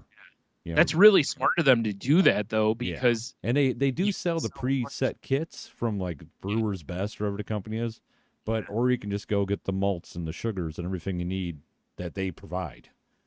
Yeah, it's pretty cool. Yeah, it kind of ignited my want to brew more. Right. But here's my thing, Brian. I hate bottling beer. Yeah, it sucks. And I hate bottle conditioning beer. It sucks. It takes forever. Yeah. Okay. So I'm in the market now. I've been all over Facebook looking for a good deal on a used fridge because I want to build a kegerator. Because the kegerator kits really aren't that expensive, and I can get kegs from that place for like $40. The corny kegs. Yeah, and right. Instead of you brew your 5 gallons, then you bottle it in like 48 or whatever bottles. You brew your 5 gallons and you put all 5 gallons in a keg and you're done. Right. Yeah, you just hit the tap whenever you want. Yeah, and then you hook it up to CO2 and you force carbonate it if it takes a few days, and then it's ready to drink. Nice. And so I'm like, I need to do this. I need to get a fridge. I need a garage fridge. I've been wanting one anyway for beer because, sometimes I feel bad. When I get a little nutty at the store and a good 20% of our fridge is dominated by beer cans, Yeah. I feel bad. I feel bad about that. I understand. Yeah. I mean, it's like at your mom's cabin. There was a few beers in the fridge, but then there was the beer fridge out in the garage. Exactly. I want to have a beer fridge, or basically a beverage fridge. Put bottled water out there and stuff, Sure. Well, yeah. I mean, then if you're sitting out on the patio, you can just walk over and grab. Yes. Exactly. Brian knows what's up, gentlemen, ladies and gentlemen. So yeah, I've been looking on, and there's a lot of fridges on Facebook, but I just haven't pulled the trigger on one yet because I haven't found one I truly want. Right. Because I am not shy about drilling holes in things. That's all you really got to do for a kegerator. You just got to drill some holes. Yeah, really. I mean, honestly, and have the lines and the CO2 and everything else. Yeah. But that you buy as a kit. So. Right. Exactly. So yeah, that's my next move. I want to get a kegerator going, and then I'm probably going to start aggressively brewing stuff. Like I already have it in my head. Like I'm going to mount my first tap offset so I can have room for other taps. Oh, nice. You know what I'm saying? Yeah. Once I can figure out how many corny kegs I can fit in a fridge, then we're golden. That's what I was going to ask. I was like, do you know how many you can fit? No idea. It depends on the fridge, Right. Like true. I don't want a big side to side because I want more fridge space. No, you want more like the old school fridge. Yeah, either freezer on top, freezer on bottom. I don't care, but I want the one that's split top to bottom, not side to side. Right. I guess with the freezer you could have ice, but I was going to say, do you need a freezer? Not really, but I mean, our freezer's really small in our fridge. It'd be kind of nice to have an overflow freezer. Right. Or like I said, you could have ice so that outside if somebody wants ice, you just be like, hey, there's, I would probably have ice because that's something I learned from my parents. Always keep a bag of ice on hand. Yep. Exactly. Yes. So that's my move at some point. Yeah, I like it. That's why I haven't started throwing together a seltzer yet, because I want to just be able to throw it in a keg and be done. Yeah, that's understandable. Yeah. Although I told my coworkers, I'm like, you guys need to sample for me. If I throw it in a keg, either I need to fill some bottles and cap it for them off the tap, or I have to invite them over. Yeah. I don't know what to do. Bottles. I mean, I do have the caps in the empty bottles. Right. Yeah. I could make them all like a 4-pack or something. I don't know. Yeah. Yeah. But yeah, so I'm kind of excited about all this. Yeah. But then then it's like, oh shit, I gotta buy a starter for the Jeep now. Oh shit, our dishwasher works when it wants to. It's like Yeah. Yeah. Seltzer's more important. You're right, Brian. Yeah. God damn it. You know what? You are just a legend. Beverage fridge / seltzer brewing, way more important than having, another vehicle or a dishwasher. You're right. Just you got multiple dogs. When you're done with plates, just lay them on the floor. Let them clean them off. Oh God, I've seen people do that before, and it fucking disturbs the shit out of me. So disgusting. Like I'm not going to bring up the people because I guess they're not really in my life much anymore. But yeah, it was a Thanksgiving situation. Yeah. And this other couple finished their food and they put the plate on the ground, and I was like, "What the fuck are these sad?" And then the dog, I was like, Yeah. I couldn't even. It was like looking, like we talked about H.P. Lovecraft earlier. It was like a rift open, and one of those monsters came out. My brain couldn't process it. Right. Yeah, I lost sanity points that day. Yeah. Well, I guess as long as you wash the dishes, it's not horrible. Yeah, but but it's just the the behavior. yeah. I'm just not a big fan of feeding animals, that way, because I don't like the idea of them getting it through their heads that whenever you eat, they're eating. Oh yeah, kind of thing. Like, because I don't like begging animals. Yeah. Like my cat does it all the time. She'll sit and she'll stare at you, but it isn't as much that she wants what you have as much as she wants you to just feed her. Yeah. Like if you went over and put her food in her dish, she'd be totally happy. Like, the only time that I really share food with my animals as I'm eating it is popcorn. Or pasta, because you do the tramp thing. Yeah. Well, yeah, of course. Because Bomber loves popcorn, and I used to do it Right. with Belle. So whatever. Yeah. And, Right. And of all things, our one cat loves fucking popcorn. Which strange. is the weirdest shit ever. It's pretty weird. Like my cat would just like lick salt off of it. No. That's all she would do. This cat, like if she hears it popping and I sit down on the couch, Bomber comes and sits and just kind of gives me the look, and I throw popcorn kernels at her face because I want her to catch it like Belle, and she just lets it hit her face. Yeah, of course. But then the other cat, like her head will come out of the curtains and look at me, and if I put a kernel down, she'll just grab it with her teeth and then go into the window and use her. And then she'll stick her head out again for another one. It's so weird. She's like a reverse Pez dispenser. Yeah, pretty much. Instead of her head sticks out and she gets it. Yeah. Anyway. It's strange. Wow. Yeah. My cat is the type that she doesn't eat much of that kind of stuff. Like even if you set stuff down for her, she will lick off coating off of, like if you put a Dorito chip down, she'll lick it, but she won't eat it. She'll lick all the stuff off of it. Right. And, so she does that mostly. Once in a while, she'll eat something if it's a piece of it. Sometimes she'll eat stuff like that, but most of the time she just licks the salt basically off, and that's all she wants of it, and then she'll walk away. But she does get aggressive with certain things. Like if I'm making a sandwich and I have lunch meat, she hears that bag, she will sit right next to me on the floor and stare up at me. And if my hands go to my sides at all, she will essentially get up on her hind legs, like she's expecting me to give her something. That's so weird. I don't know. There must be something about the smell of it that she's just like the only thing I can think of is maybe to her it smells like her cat food, which is really disturbing. I mean, that is kind of weird. And it doesn't matter what kind of lunch meat, ham, roast beef, turkey, chicken, whatever, like it doesn't matter, any of it. She will sit there and like look up at you, and you can just tell from the look in her eyes that it's just hope. It's just like, her eyes get real big, like, oh, I'm going to get some food, and it's like, I don't have anything for you, and she'll just stare, Well, it's weird because our other cat, you could have a piece of meatloaf on a plate and like set it on the table and walk away, and she'll jump on the table, completely ignore it. It has zero interest in the people food. But if you pour a fresh glass of water, set it down, no joke, she materializes somehow and starts drinking out of it. That's such a weird thing. It happened to me yesterday. Like I got a fresh glass of water, I set it on the table. I was like, oh, I gotta go back to the kitchen and grab something. And I just hear tink, tink, tink, and I look over and it's her collar hitting the edge of my glass. I was like, God, water, you have water. Know? Yeah, it's fresh water. Yeah, I was like, oh, this is dude poured me a fresh glass of water. What a nice guy. I don't know why he poured such a tall one. I can't get my face all the way in there, but my last cat used to, if my mom had a glass of Coke, she would drink the Coke. So like if my mom, would get up to go to the bathroom, she'd have to put something over the open glass, or she would come out and the cat would be drinking the Coke. That's hilarious.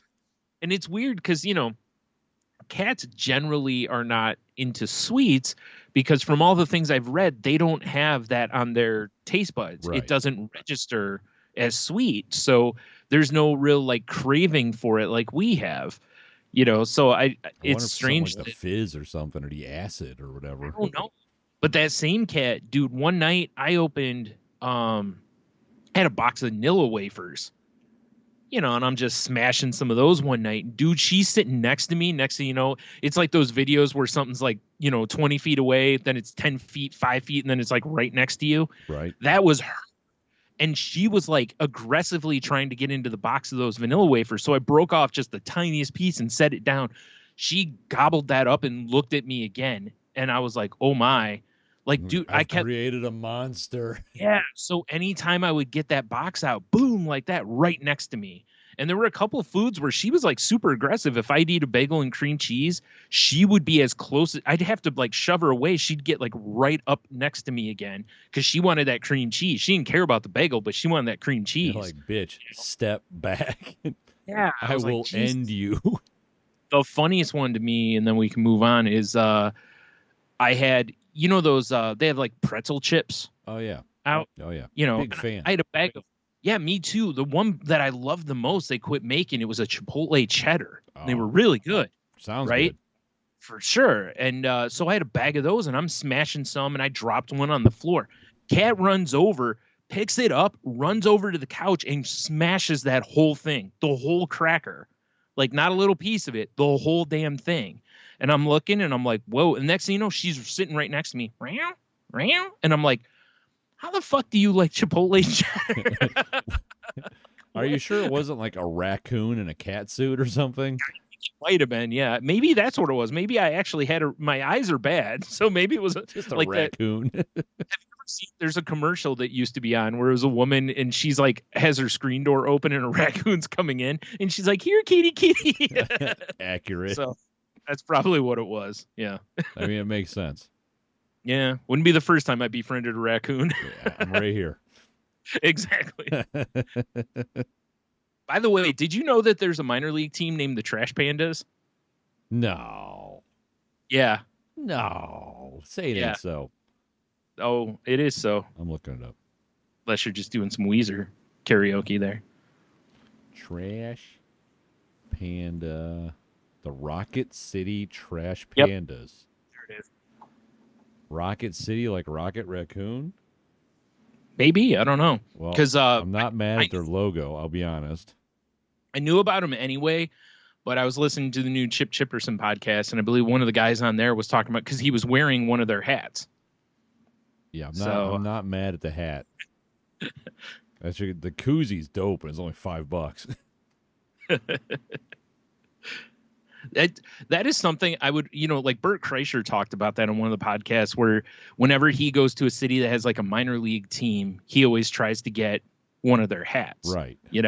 And I was like, I kind of want to do that because some of the minor league teams have got some really cool logos. Yes. Yeah, I'm not mad at this. The logo is great. It's like a raccoon in a trash can. Yeah. Like, I mean, I love our mud chickens and everything, but still, it's.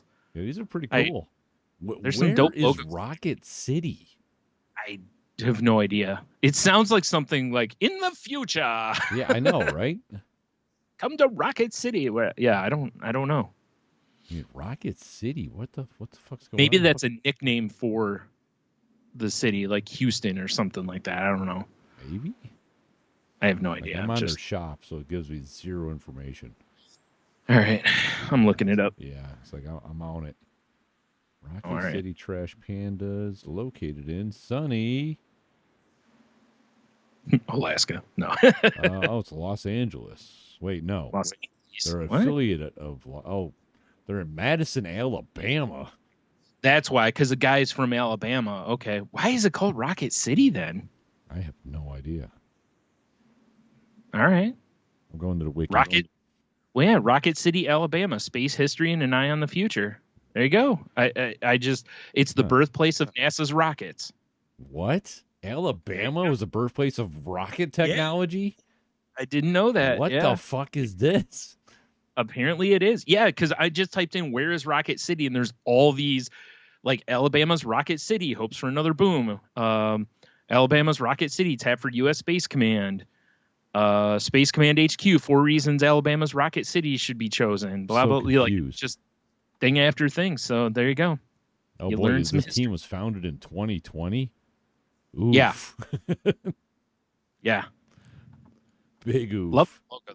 Love the logo. The logo's dope. It really is.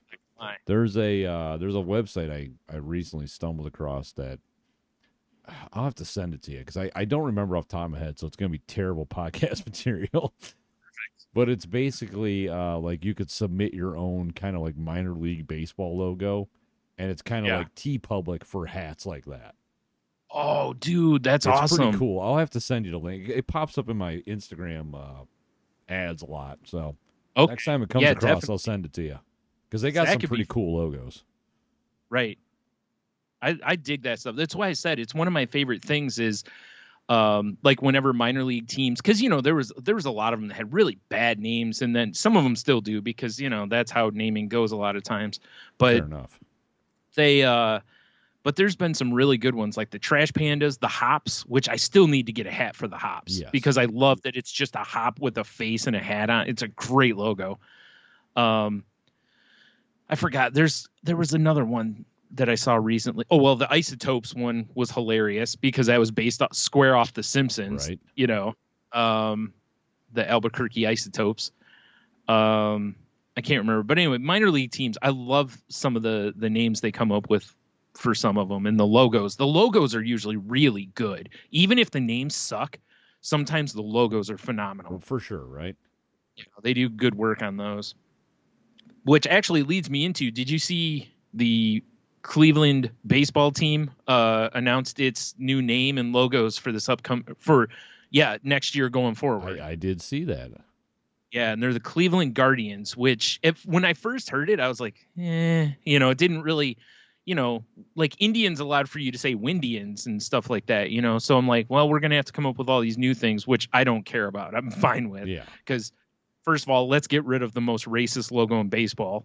Well, sports, as far as I can tell. Yeah, it's pretty bad. Let's get rid of that. Of course, they went to the Block C and everything, which I liked, but it was like it's time. Right. It's just time to move from that. And I saw, when they announced Guardians, a lot of people were like, I saw one that was brilliant. Somebody was like, this is the dumbest name in baseball, and someone responded on Twitter with like, "There's literally 2 teams named after the color of socks." That's hilarious. And I was like, they ain't wrong. That's fucking hilarious. The reason they named them Guardians, and I'll have a link in the show notes if anyone wants to read any more into this, is around, I forgot what bridge it is in Cleveland. They have these incredible looking architectural things that are the Guardians of Travel. Oh, not to be confused with Guardians of Galaxy. I think I know what you're talking about. I want to say it's by the like the Eastern Market or whatever they call that, like the where they do it all. I think so. Yeah. Yeah, and there's 4 of them, and each one is holding like a different type of a vehicle, and the whole point behind them essentially is to, wish people safe travel. There's nothing that feels like 10 years from now, 20 years from now that this is going to be like, oh boy, why did they go with that, right? They're really cool designs. Yeah. What I don't like, I got them pulled up on our video feed, Brian. I'm not gonna lie, I'm not in love with the logos they've shared. No. I'm not gonna lie. I really like they're keeping the same team colors, the dark blue, red, and white, which I'm glad they're keeping. But I don't love the logos.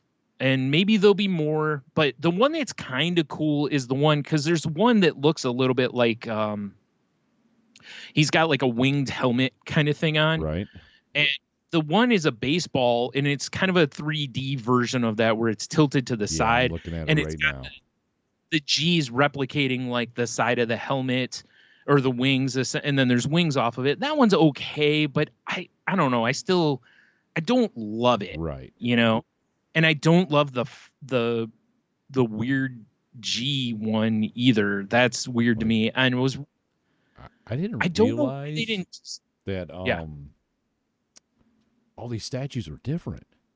And I've each seen one's them. I've driven by them. They're amazing. Yeah, they're gorgeous statues. Yeah, it's pretty cool. And I know now I will say this. I did see there was a groundswell from people. They really wanted them to one of the team names, because I thought what they might do is revert to an old name. Right. But when I looked at the list of old names, I was like, there's like the Blues. There's oh God, I can't remember the other ones, but Spiders is one, and people really wanted the Spiders. And I saw somebody took the block C they've been using and just put like spider legs around it. It actually looked kind of cool, but they, I can see where they wanted something kind of, going forward. And also I think they wanted something that they were like, look, there's like no chance any of this is going to ever be seen as part of the city. Right. I mean, it really makes sense. Like when I saw the Guardians, I was like, why? I didn't realize it was all this. And it's now I can get behind it more. Yeah. Although, and that's the thing is, there's going to be some dopey ass foam costume mascot with a big winged helmet fucking dancing in the audience holding like a truck or something. Don't be surprised if the head of it's a baseball with a winged helmet, like that logo. Like it's just almost makes itself off of that. But yeah, I mean, but again, it's still better than, having a big Chief Wahoo or something. I mean, you're not wrong. It's also, they use, there's a brewery that uses one of these Guardians as its logo in Cleveland. Yeah. Now, they did say the team had narrowed down from like thousands of ideas down to whatever. Then, of course, once you narrow it way down, you have to start doing legal research to make sure you're not using things that are already copyrighted or blah, blah, blah, right. And so that they said that eliminated a few that they really liked, which I'd love to know what they are, but they're never going to release that list. Nailed it. Market Garden Brewing. Okay. Nice. So I don't know. Like I said, the name doesn't bother me at all, because it's like, it's no worse than anything else. It's no worse than Yankees or, Cubs or any of that crap. The question will be, the one thing I always love is whenever a stadium gets a new name or a team gets a new name, it's like, okay, what nicknames can people, like when they changed where the Indians play from Jacobs Field to Progressive Field, everybody started calling it the Prague, because it sounded stupid. It was kind of a, like, people were like, this sucks because now it's a corporate name instead of a, whatever. Right. But it's kind of stuck. A lot of people still call it the Prague. So, so it's like with Guardians, it's like, what are you gonna, like, you can't really shorten it because guards doesn't really, the G-men. Like, it'll be cool to come playoff time because it'll be like guard the land or something like that, which those I think will be, that's a good, a good phrase they can use and stuff. But I'm not, like I said, I'm not in love with the logos and stuff. I'm curious to see what, once they unveil like jerseys and all that kind of stuff, what they look like. But I'm going to miss, I'm hoping that they still have a, just a plain like C on the hat kind of a thing too. Cause I'm not a big fan of it's funny, as much as I love the minor league teams logos, a lot of the major league teams actual logos I hate. I actually prefer where it's just letters. Right.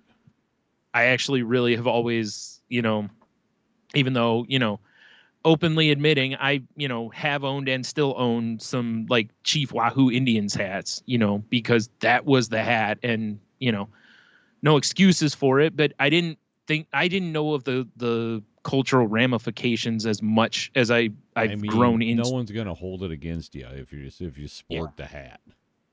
Yeah, but I've quit sporting those hats, and I'm gonna get rid of them because it's not who I want to be. Fair enough. What I mean? Like, it's just not, like, I wear the block C Indians hat. I don't even wear I don't wear a hat that says Indians or anything. It's just the block C, which I honestly thought they could just, like, with this new name, they could have kept the font that they've had. Like, I don't know if you've seen it where it just says Indians or Cleveland on the jerseys. Yeah. It is the most basic font, sans serif, block font, but I don't know why, but I love the simplicity of it. And I think it's part of it's because that's what they were in like the 80s, and I really dug them. And I was like, oh, they should just use that with the new team name. But, when you do a new team name, you're going to do all new gear and all new everything. So Yeah, of course. Yeah, of course. So yeah, but anyway, whatever. I know, like I said, I know there's a lot of Indians fans that are not, and I don't mean ones that are, leave it alone, but I mean like ones like me to where they're like, yeah, I'm not in love with this name, and Right. But in the end, it's like, who cares? You're rooting for the, it's still your team. Yeah. Just a different. There's gonna be a lot of people, I'm sure. Well, it's not what I'm used to. Yeah. Or whatever. Like, listen, and it's not some do you remember when Disney started the Ducks? Oh God, yes. I hated that so much because it was just like, oh, we're gonna make it look just like the movie logos and stuff. I hated it so much, and even now, it's one of my least favorite team names / logos in the NHL. Right. I still hate it. But you can't deny the power of the flying V. I mean, depends on how you want to look at that, but yeah. No. Yeah, don't get me wrong. I understand why Disney did it, and it was a brilliant move for them at the time. Yeah. I just don't understand why once the team was sold, they weren't like, let's get rid of this shit. Yeah. Have you seen this garbage? Get her gone. They had gotten rid of some of the more cartoony looking logos and went with a little more air quote meaner looking logos, or ones that just said Anaheim across, from like one shoulder down to the other hip, basically, where it would say Anaheim, and that looked a little more classic style, but whatever. I mean, but we had the same thing with the walleye here in Toledo, right? Like all the names they picked, and walleye makes sense. This is a hotbed of walleye. I'm but it's still really not a fan of the walleye. The logos are good for what it is. Yeah. They're really, but I'm not in love with it. Like, I honestly don't really want a jersey or anything. I take that back. I think they have they had ones that were more like classic looking ones. I can't remember what it was that I thought were pretty cool. But other than that, I'm like, right. So, whatever. No big deal. It's not like I wear a lot of sports team stuff anyway. I mean, I wear hats. That's pretty much what I wear. Right. I'm not a jersey guy anymore. I think I have an Indians jersey still. I think it's one of the few jerseys I still have. I have a Storm jersey still. Nice. Somewhere. And I think I have a USA hockey jersey somewhere. I think that's about all I got left because I sold off most of what I had. Right. So I do like hockey jerseys. Those are, if I'm going to wear a jersey, that's the jersey I want to wear. Those things are just comfortable and fun to wear. I'm gonna wear a ladies volleyball outfit. Please don't. I don't want to see you having to pick your wedgie out every 2 seconds. I already do. It's cool. True. Yeah. I don't know. I seriously don't know how those women can wear those and play that sport. Like, they seriously are digging up their ass the whole time. I mean, I know, I've noticed. Yeah. I mean, it's great for the viewers, I'm sure, but you would think that would just be so annoying to wear, though. Yeah, I know. Right? Like, no, we'll wear some, compression shorts or something, but we're going to wear, knee length ones or something so that they'll at least stay out of our ass. Floss. Yeah. I just don't get it. No, I don't get it either. I always thought that was weird. Yeah. But I mean, as a young lad, boy, did I enjoy watching beach volleyball. Oh, yeah, sure. Who doesn't? They are quite talented. Yes. I'm meaning that in all sincerity. No, they really are. I mean, I'm not gonna lie. I still watch it occasionally, but it's not with the same motivation it used to. Yeah, fucking beach volley. Now it's like, oh man, fucking look at that spike. Good job. I mean, it was both in those days, because it is incredible some of the shit that those athletes can pull off. For sure, right? For sure. Are you do you watch any of the Olympics? I could give a shit. Yeah, I don't really either. Care. The one thing I find interesting is that the U.S. basketball team lost. Did they? That's the first time. Yeah, they're still in it, but they've lost a game, which is the first time they've lost in a long time. What's the standings at? I think they're 1-1 right now. I was always like they would do it. The medal count. The medal counts and all that. I don't know. I haven't looked. Yeah, I'm sure it's on here somewhere. I know the U.S. came out a little slow, but our main sports are gymnastics, track, and swimming. So usually we get gads of medals during that time. Currently, Japan is number 1, followed by us, and then China. And then the ROC. What is the ROC? I don't recognize the flag. I don't know what that is. I don't know. It's probably a republic of something, but I don't know what it would be. Oh, what does ROC mean? Why can't Russia compete? Oh, that's right. Russia's got like a suspension or something like that, I think. So I think they have to compete under, like, their athletes can compete like for other teams. Yeah, it's like or their countries, but not flag Russia. is like the Olympic rings, and then like a red, white, and blue fire over the top. Yeah, that's right.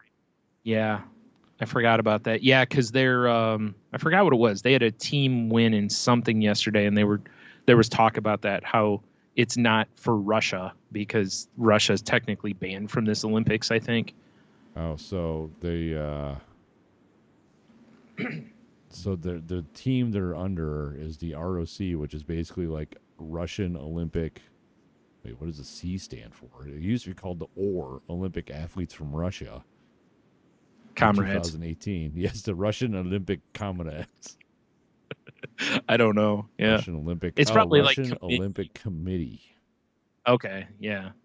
Wow. So it's just a generic name for the Russian team, which is kind of funny because if the athletes can still perform and they can still have the name Russia in there, it's pretty dopey. Why not just let them? Yeah. Okay. All right. And what it is, they're trying to punish the Russian program, but not the athletes. What I want to know, Brian, who's a dead last? New Zealand. 0. Tied with a lot of people. They're rocking a fucking bronze medal, baby. Well, that's better than 0. This last category is. Was this just like a participation trophy? I'm not sure. I don't think they give out that's participation total medals. Okay. Yeah. Rocking a bronze. Yeah. Good job. Yeah. Excellent work, New Zealand. It is amazing how, like, the Philippines got a gold medal in, I forgot what it was, weightlifting or something like that today. It's like the first gold medal they've ever won. Really? 100 years of competing, it's the first gold medal. Yeah, it's just, they think about how many athletes they probably send to the Olympics. It's probably like 3, Yeah, exactly.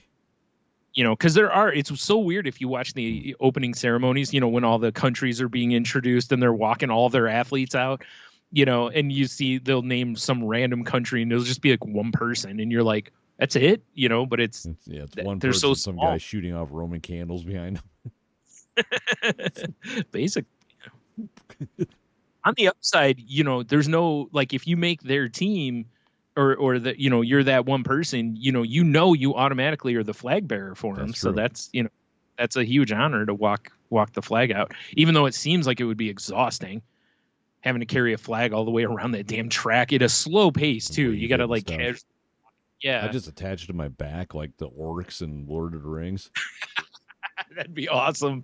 Yeah. Like, can I just wear it on a helmet? Yeah, exactly. They do have those like harnesses with the, the post in it so that, they can. Dick. Yeah. Yeah, basically. Yeah. Someone's wearing it like around their waist instead of above their chest. Yeah, exactly. Like, yeah. It's got that you like this flag. Got that knife dick on it. Yep. You switch it out, put a pirate flag on it. Oh, you know what? This is an odd segue, but speaking of knife dicks. Wow, that is an odd segue. I subscribed to Shudder, the horror movie streaming platform. Right. And we watched Mandy. It's a Nick Cage movie. Yep. It's terrific, by the way. You should definitely watch it. But there's a scene of a dude with a knife dick.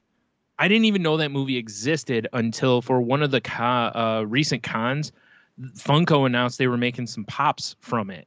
That's cool. People went stupid. And I'm like, what is this even from? Yeah. Like I'm no, so I looked and I was like, oh, okay. It's some campy ass movie with Nicolas Cage that I've heard a lot of people really love, apparently. It really wasn't it was a weird movie, but it wasn't a bad movie. Yeah, right. Yeah. It's like a cult classic kind of movie now, I guess, which I had never even heard of it, let alone knew anything about it. So, I gotta say, I'm so far, and Shudder's pretty affordable. I have a 7-day free trial. I think I'm gonna keep it. Yeah, because we've been like Leah likes watching horror. I don't mind. Like I've never been a huge I'm not the guy that's gonna get the Michael Myers tattoo. Yeah, but I've heard it's got a bunch of really like campy, It's shitty got horror a bunch of weird stuff. Like right now, they have you remember the movie Creep Show? Yeah. Of course, Yep. the Romano and Stephen King platform. They have a new series that's Creep Show. Oh, okay. We've watched 2 episodes of it. And it's terrific. Is it very, like, is it an anthology or is it and it's like yeah. the same lines as the Creep Show movie. It's kind of comic booky the way it's filmed, Right. and That's cool though. it's pretty cool. I dig it a lot. Yeah. And I was just going to ask if they have original content type stuff. They do have original content as well. Even if they didn't, it seems like it would probably be worth it. You know, if you're into that, it seems like a good, good platform. Yeah, but like we watched Halloween on Sunday because Leah's never seen it before.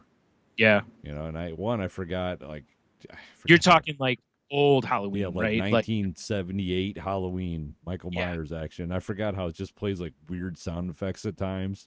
It's just like ding, Yeah. Yeah, but what not as scary as I remember from the last time I watched it when I was probably like 12 or something. Right. Yeah. That's probably about when I started watching those. Hell, you and I probably watched a lot of those together. So, because it was around that age when I started watching them too. The only one I didn't watch with you 100% sure was Nightmare on Elm Street, because the first time I saw it, it was on TV, which, obviously was, cut. But way less intense. My parents were gone and my brother and I were watching it, and it didn't really scare me much. But again, it's on TV, so some of the stuff was cut out, right? So, yeah. But it was one of those movies that after watching it, I was kind of like, especially when I found out that there were more. Right. Because by then there was probably already 3 of them or 4 of them. I don't know, whatever. Halloween, there's probably already like 10 of them by that point. Yeah. There's so many Halloween movies. It's crazy. The coolest experience I've ever had with the Halloween movies was when Halloween H2O came out. I got a screener from work of it, and those screeners would go from color to black and white. That way people wouldn't just copy them, basically. Oh, yeah, right. So I'm sitting at home watching it. And it was kind of cool when it went to black and white. It felt like a little more old school horror movie that way. It was actually kind of a really neat thing. I was almost like, God, I wish the whole thing was in black and white. Like if I had a black and white TV, I might just go watch this on it because it was interesting, wouldn't it? Now it is different. You know how it is, like, because like if you shoot in color and then transition it to black and white, it doesn't look the same as if you shoot in black and white. Right. But it was still a cool experience because I don't know, it just added a little something to that whole thing that felt a little different. I mean, we're less than 100 days from Halloween, so I'm getting ready. Well, there's a new one going to be coming out, so I mean, just the day in general, not the actual movie. Yeah. Right. I'm totally ready to I'm totally make the house all spooky again and have fun. Yeah. Nice. Good stuff. Speaking of watching stuff, did you happen to watch the Masters of the Universe? I did not. No. Now, here's something I didn't know because I hadn't really paid attention. They only released the first 5. The next 5 will be released later. Interesting. So I watched all 5, and I really liked it. I loved how there's so many touches of stuff from our childhood. You can tell, like Kevin Smith being involved. I didn't know he was being involved, I'll be honest, until I just pulled up the thing right now. Yeah, he's like the executive producer. He wrote the first episode, or I don't know if he directed any of it or not, but he wrote Mark Hamill Skeletor. Yeah, hell yeah. It's got a pretty strong cast. The only one that I don't care for, and I don't think it's the actor's fault, is Prince Adam / He-Man, because it's delivered at times almost like somebody who's reading off the teleprompter while they're doing their part. Oh, right. It feels a little choppy to me. But yeah, there's a bunch of there's some good names on this. Yeah. Holy shit. Did you see Jason Mewes is playing Stinkor? Dude, Henry Rollins is Triclops? He's pretty good as Triclops too. Because Triclops is kind of like a zealot, like a technological zealot in this. Really? And Henry Rollins was perfect casting for it. Wow. Yeah, I do want to watch it. I just haven't had a chance to yet. Right. The animation's good. The casting was pretty good in it and stuff, and they actually made Orko not annoying. That's the key. Oh shit, who's Orko? Go back to the thing. Shit, I can't remember. I looked it up. Griffin Newman. Yeah, he doesn't have a face I recognize. I'll be honest. Yeah. I know he's done, like, almost everybody who's in that has done. I mean, obviously the big names, but some of the others that may not be big names have done other, cartoon voice work and whatnot. He was Arthur in the Tick. There you go. That's what it was. Oh, okay. So, yeah. This is like Evil Lynn is, was it Lena Headey from, Lord of the Rings. Jeez. Game of Thrones. Yeah, and so is, what's his name? The guy who does Man at Arms voice. I can't think of his name. Oh. He was in Game of Thrones, too. Liam Cunningham. Oh, yeah. He was the Onion Knight, or whatever they called him. So, very nice. Yeah, I mean, I'm surprised at this cast, honestly. I think you'll dig it. It's, like, without really spurling much, like, He-Man is not the focus of it. Really? T-Legs. Yeah. Oh. Do you mean Sarah Michelle Gellar? I do, yeah. TV's Buffy the Vampire Slayer? Yes, sir. Yeah, and I actually kind of dug that. I know I've seen, like, a lot of criticism online that He-Man's not really in the episodes. Right. But again, that's the story is, whatever. But I thought it was really good. It really made me feel a little bit like a little kid again, So I thought it hit a lot of notes that really, like, seeing the different vehicles. Scare Glow shows up, and I'm like, dude, like, there's some cool shit in there. But it's not really done for little kids. It's done for, like, a teenage. I mean, it's us. Yeah, it's our generation, yo. For sure. For sure. Very cool. Yeah. And you know what else I watched this week? What's up? I finally watched season 2 of The Mandalorian. What's about goddamn time? And I gotta say, speaking of the reviving or really touching the nostalgia thing, that show maybe has done a better job of making me feel the way I did as a kid when I saw Star Wars for the first time than anything else they've done. Oh yeah, it's so good. Everything about that show makes me feel like the big moments are big moments, And you've seen the whole thing, so I'm not spurling anything. If you haven't watched it, spurler. Yeah, spurler even. Dude, seeing Ahsoka Tano on the screen for the first time was so fucking badass. Because I'm fresh off the heels of Clone Wars and Rebels. Oh yeah, and she's a big part in both of those, but she's never been on, like, live action. So seeing that in live action was so freaking cool, much like in the first season finale, seeing the Darksaber for the first time, Oh, yeah, absolutely. But even, like, again, coming fresh off of the shows I just watched, like Rebels and whatnot, Bo-Katan, seeing her for the first time. And the coolest part is, I don't know, a lot of people realize this or not, there's various castings in that show that were the people who played those parts previously in the Clone Wars or Rebels. Really? I did not know that. Katie Sackhoff, who plays Bo-Katan, does the voice of Bo-Katan in the cartoon. Oh, that's hilarious. Yeah. I saw her, and I was like, oh, shit, it's what's her name from Battlestar Galactica. Yeah. But when I saw her and I heard her voice, I was like, she sounds, and I looked, I'm like, holy shit, it's the same person. There's a couple others. I can't remember who else, but there's others that they've done that with too, which I think is so awesome. Yeah, that's pretty cool. Or if that actor is still alive, they try to get them, like, oh shit, I can't think of her name now. It's a woman that's a senator in Rebels. Oh God, I can't think of the character's name now. Leia Organa Solo. No, not her. No. There's another female senator that was Mon Mothma. Oh yeah. They got the woman who played her originally to do the voice in Rebels. Oh, that's cool.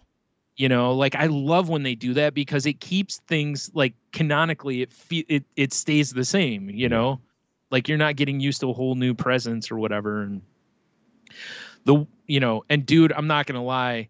Like, even though I knew the ending of the season, I knew Luke was coming. Yeah. Because, internet and spoilers, it's hard to avoid that and stuff. It's been so long too. Right. Exactly. Like, I ain't mad at it. I waited. Like I saw it the week it came out, and I about shit my pants. Right. Not to mention, real quick, going back, like when Asaka says the words Grand Admiral Thrawn. Right. I was like, fuck yeah. I was a little disappointed we didn't get a look at him, though. I was so hoping at the end of the season there might be like a, him turning around or kind of a thing. I was You're like expecting the same thing, honestly. I was like, oh. And that's the tough part is you haven't watched Rebels, but the ending of Rebels, sorry for the spoilers, is it leaves his life in doubt. I mean, I'm only honestly familiar with that character because whatever books he debuted in, I happened to read when I was a teen. Dude, in Rebels, they go into the character a lot. I know he's a badass. He's so good in Rebels as the villain. Yeah. But yeah, when you see Luke, just like when you see the TIE fighter come in and he just gets out and you see the green X-Wing. What? Have some X-Wing. respect. Sorry. Jesus, Brian.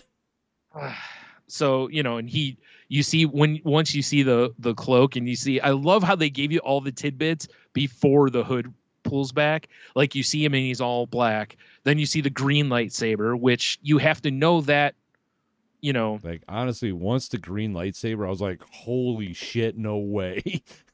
And that's the thing. I knew what it was, but I still was like, oh shit. And then when you see him swinging at one point or he does something and you see his hand is black, but the other, and it's just, I was just like goosebumps through that whole scene. And then when they opened it and he peeled the hood back and you see that it's Luke, it's like, it was such a fucking, like I said, I 100% knew it was coming, but it still felt like the biggest damn thing ever. Oh yeah, absolutely. Right. It reminds me of when you find out that Vader was Luke's father or it was Anakin, and you're just like, dude, like also, how cool was it to see Boba Fett?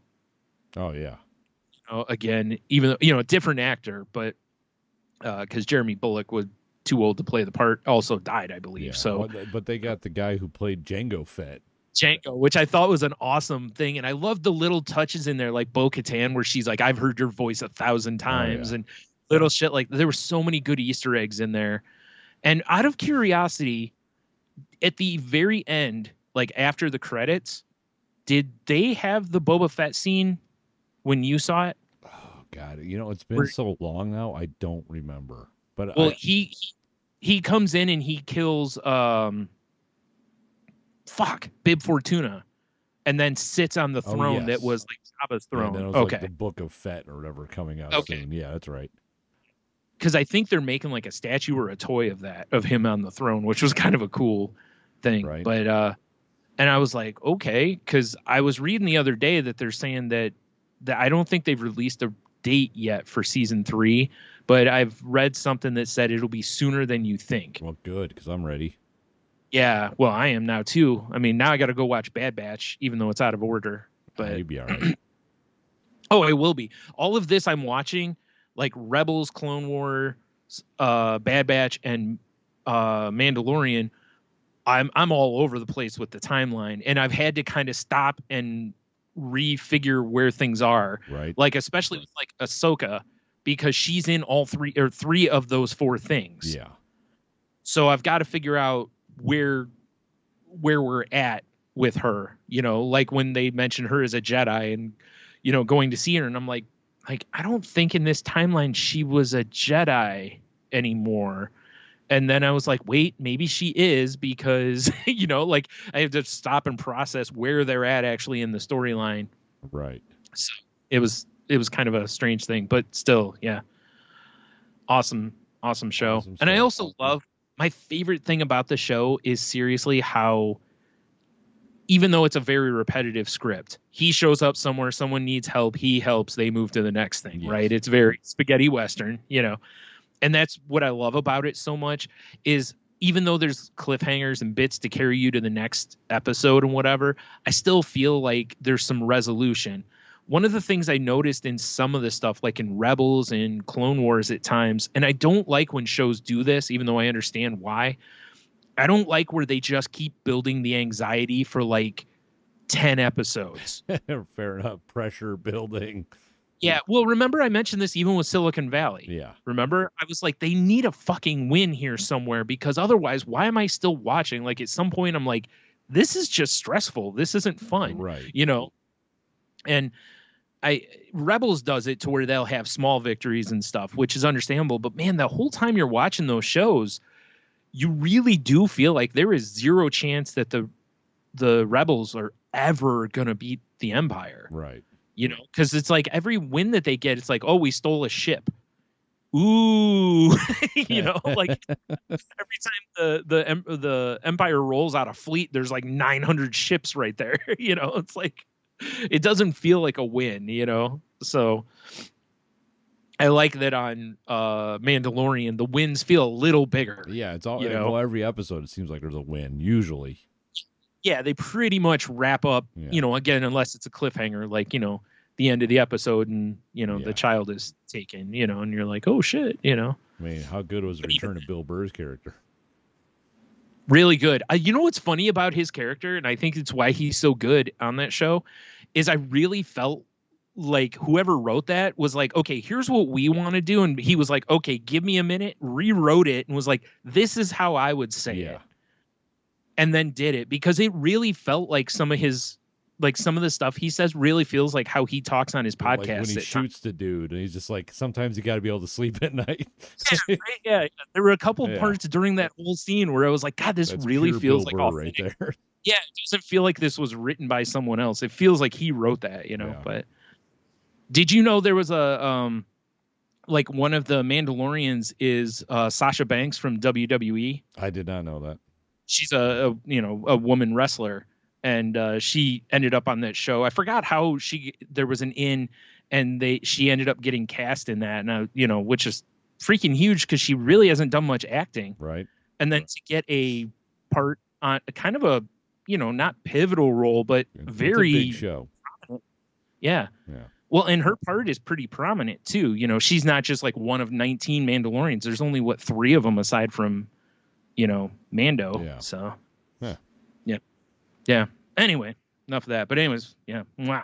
Chef's kiss of a show for sure. It's beautiful. If for some reason people haven't watched it, you definitely should. Must. Quite nice. Quite nice. Yeah. So, like I said, I think Bad Batch is next, and I think I'm all caught up on my Star Wars. Hell yeah. Stuff, finally. Hell yeah, brother. Whew. Which is nice because I like the fact that there's a gap in between Loki and What If, because now it gives me time to hit these other shows real quick before What If starts.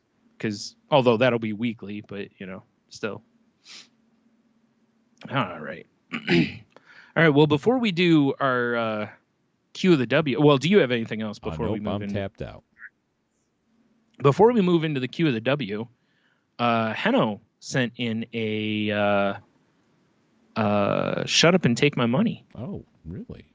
Shut up and take my money. Shut up and take my money.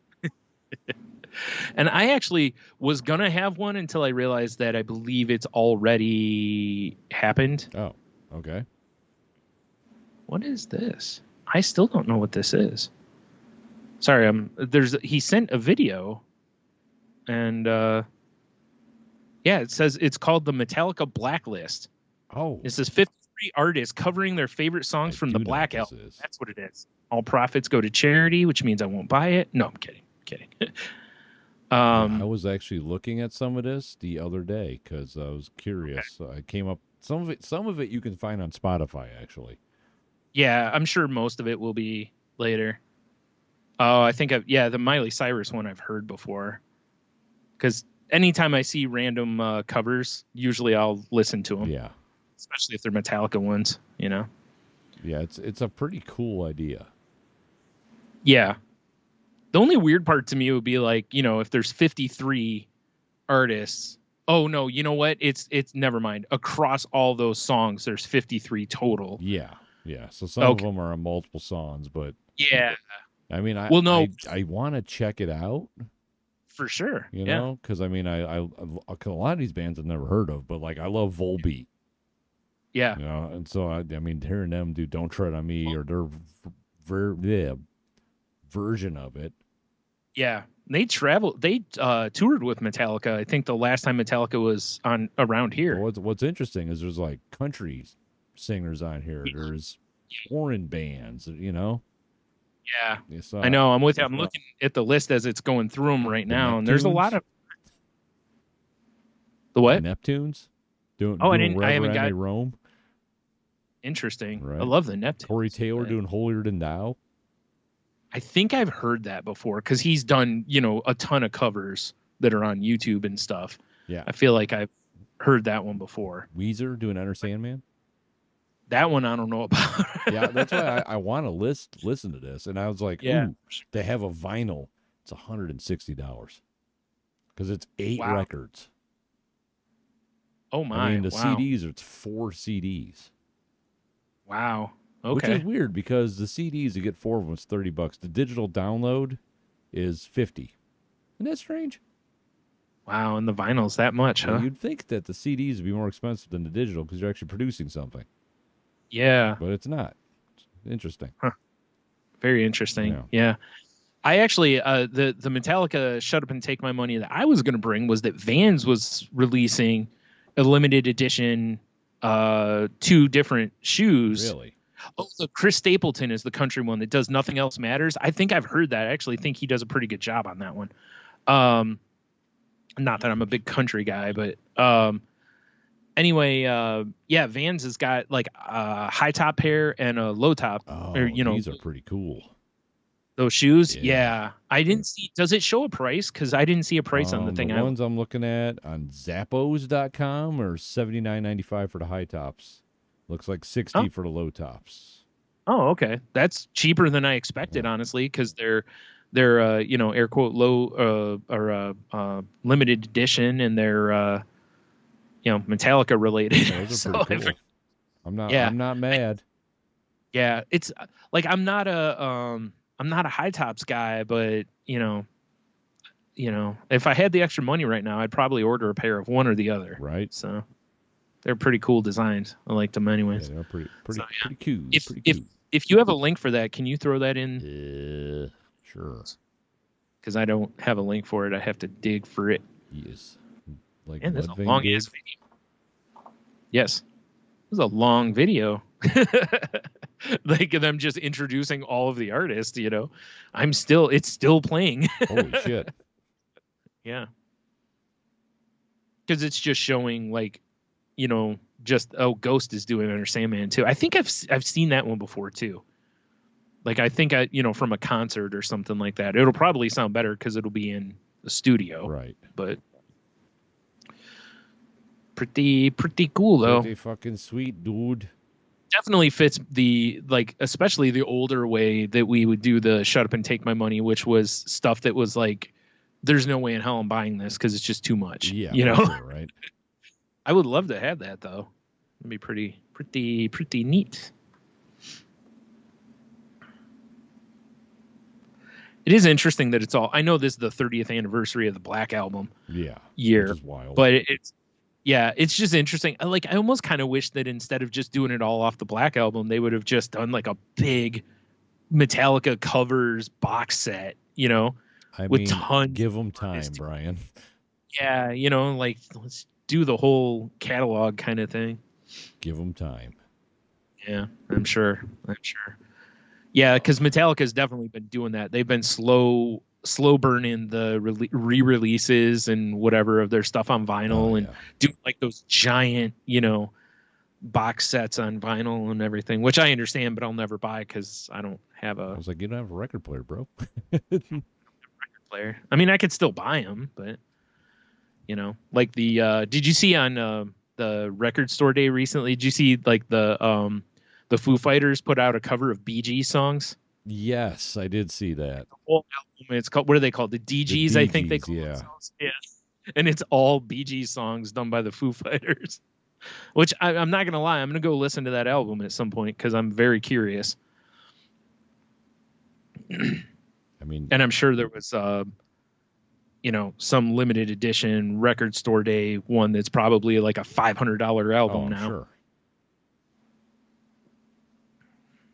But yeah, So, all right. So there's the shut up and take my money. I mean, I dig it.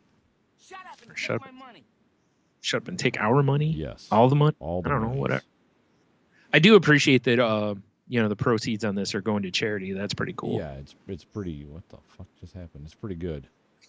The pretty. What the fuck just happened? I accidentally clicked the Google thing that was animating, and it turned into some sort of whole like the whole screen turned into something goofy.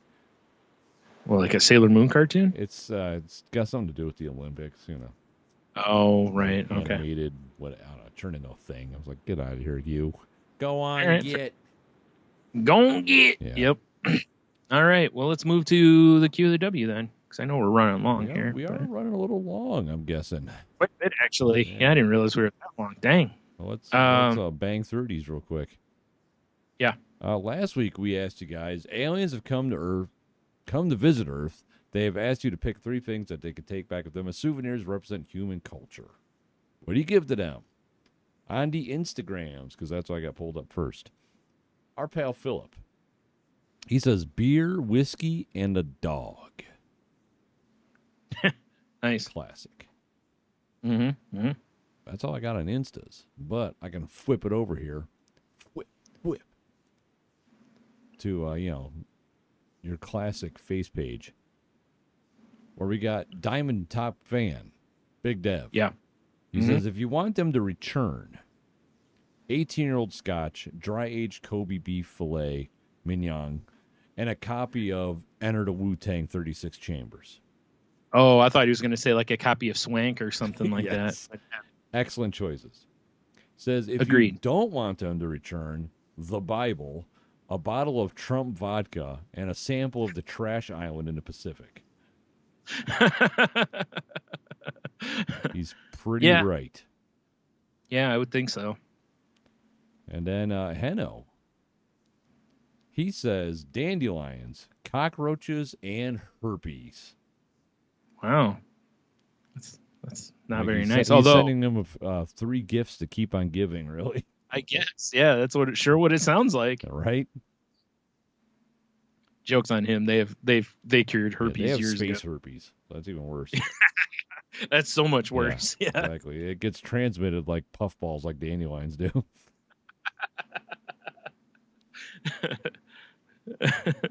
That's all I got for our socials. All right. Well, I got one from Cheeto. Excellent. And he said 3 things to send with the aliens that represent human culture: a good bottle of wine or mead, a rustic loaf of bread, a piece of famous art, painting, or sculpture. 3 things to send that represent American culture: a 99 pack of PBR, a double quarter pounder with cheese, Hell yeah. and my boot in their ass because America.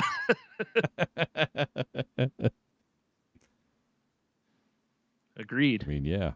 Fucking America, right? Yep. Good choices. So yeah, that's what I got. Oh, beautiful. So I guess we'll, as soon as the page reloads here. Son of a bitch. Yep. Damn it. You goddamn. Wait, what happened? I'm going to go with number 4. I'm just letting you know right now. All right. Yeah. It's a terrible choice. Is it? All right. I don't know. Shit. I can't see the page. It won't load. I'll just make it up real quick on the spot. All right. Okay. Here we go. Number 4, you say. Number 4. What the hell? Why did it go away again? Okay, here we go. What job exists because we are stupid? That's a pretty good one.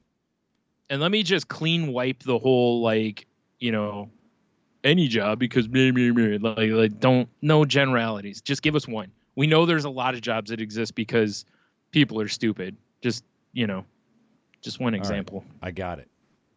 All right. It's more like this job exists because we're lazy. Okay. And one place has figured this out.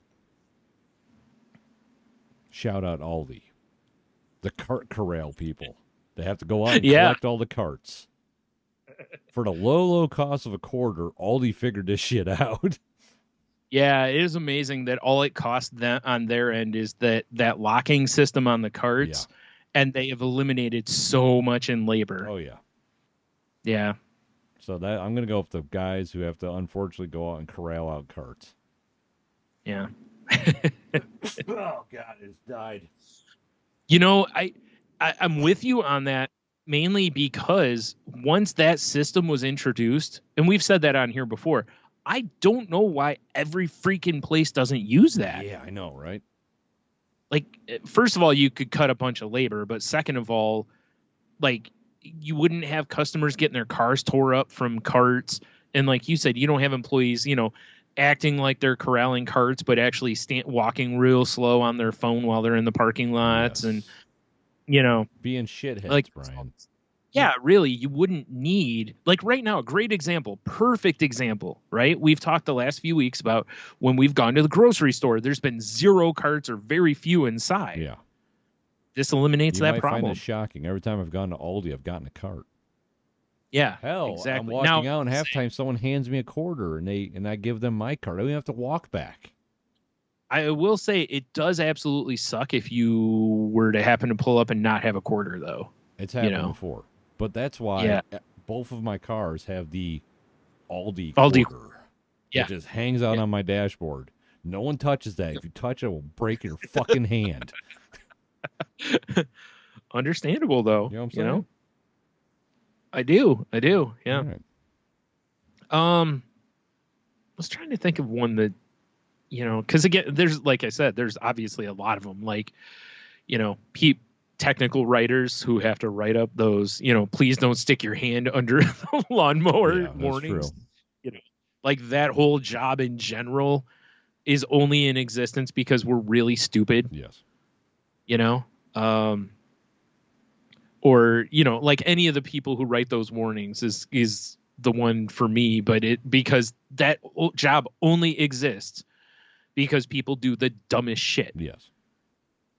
Like how many things do that's a chemical that's like, do not spray in eyes or do not apply in eyes. I better shoot this directly into my eyeball. What the fuck is wrong with? Why would that be the first thing you think of? Right. Or again, a lawnmower. Yeah. Why are you sticking your hand underneath a moving lawnmower? Like, always turn it off first, I mean, or things that probably remind you to feel how delicious those blades feel. I guess, right? Like, like always remember to turn electricity off before blah, blah, blah. It's like, oh my God, really? Like, you don't say. Huh. Imagine that. Yeah, like I said, that's probably the easiest answer I can think of because it's literally the only reason that job exists is because of people's stupidity. So yeah, I don't know. I was trying to think of something that maybe is a little more obscure or something. It's weird because there's a ton of things out there, and you encounter them all the time. You're just like, why did someone get paid for this? It's like, oh yeah, because people are stupid. Exactly. Like that kind of thing, right? People are really fucking dumb. Yeah. Yeah. It's good times, really. Yeah. That's why I said it was amazing because as a naive youth, I was always like, intelligence always wins out over hilarious. Boy, oh boy, was I wrong. Jeez. Just the older I get, the more and more I realize how stupid we all are. Sad but true, man. And not just stupid, but proud of how stupid we are at times, Sad but true. Yeah. Because it's just everything that pops into my head about that people do that's just really stupid just ends up being ends up going back to some poor asshole has to write the warning for it. Exactly. Although in fairness, hey, whatever, right? I guess it creates a job. I mean, I suppose. Oh my God. You know what the absolute number one answer to this has got to be is the Darwin Awards. I mean, you're not wrong. People get paid for their books and different stuff that they've done over the years, and that only can exist if people are stupid. You are correct. You're right. That doesn't exist if people weren't fucking dumb. Yeah. So, yeah, man. All right. Well, there you go. What job exists because we are stupid? Show me what you got. Do it. Oh, now I see why things are being stupid here. Oh, yeah? Because even though I signed out of Google Hangouts forever ago, it was trying to refresh Google Hangouts. Does that even exist anymore? According to my browser, it does, because it's, like, what I don't understand is, like, it should just, like, hey, I don't want to sign in. It shouldn't try to refresh it unless I try to sign in. You would think, right? Because it isn't going to show anything. Yeah. Well, you know what job exists because we're stupid? No. Google Hangouts. Google Hangouts. No. I thought, like you, I thought they did away with Google Hangouts, Yeah, but I didn't apparently think that even existed anymore. I just need to quit using Chrome, is what it is. Hey, we should wrap this shit up. Yeah, we should. All right, well, there you go. Head on over to saltylanguage.com. Click all the links. You can find the past episodes that we've done. You can find a link to the network that we're part of.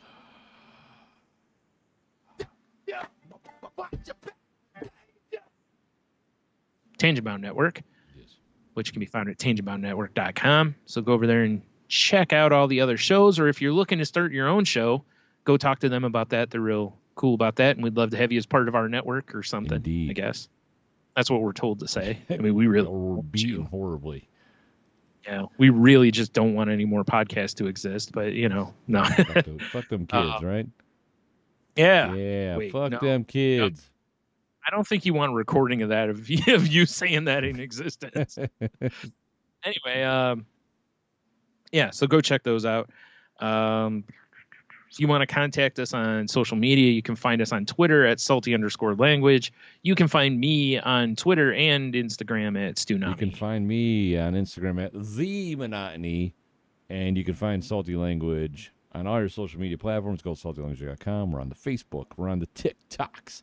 And please go to Salty Language Pod on YouTube and smash that subscribe button. Smash that like button. I'm slowly working on adding more and more elements to the videos because I don't know what the fuck I'm doing, kids. I'm old. And leave us good comments, too. Also, rate, review, and subscribe on iTunes if you haven't. We would greatly appreciate that. And share. Yes. Like it's herpes. Share it with everybody. Yeah, baby. Yeah. Like if someone asks you for your phone number at the when you're out at the club. The club? Yeah, there's a show on HBO Max called Laser Wolf that you just have to see it. Sounds amazing. Yeah, it's stupid as hell, but I love it. Fucking the club. All right. Yeah, I'll check it out. Anyway, so yeah, give them our link instead. Yes. Just be like, oh, you can find all my sexies over there. Indeed. Done. All right. Until next week. Have a beer. You'll be fine. Stay salty, everybody. And remember to brush your teeth with your brisket paste every night and morning. God, that's vile, but yes. Don't forget to floss. Wait, what are you flossing with? Oh, that's a good question. Butcher twine? Because I'm not going to. Yeah, because I'm going to say I'm not going to go with something gross like the sinew from the. I'm thinking butcher twine, maybe. Yeah, it's got to be something like that, Yeah. Or it could just be more beef flavored, floss. I'll probably make that. Because who wouldn't want that, right? There was, I believe, there's bacon floss out there. I remember reading and seeing that before. So reading about shit's gross. Yeah. So, yeah. And also, last thing, don't forget to wash your ass.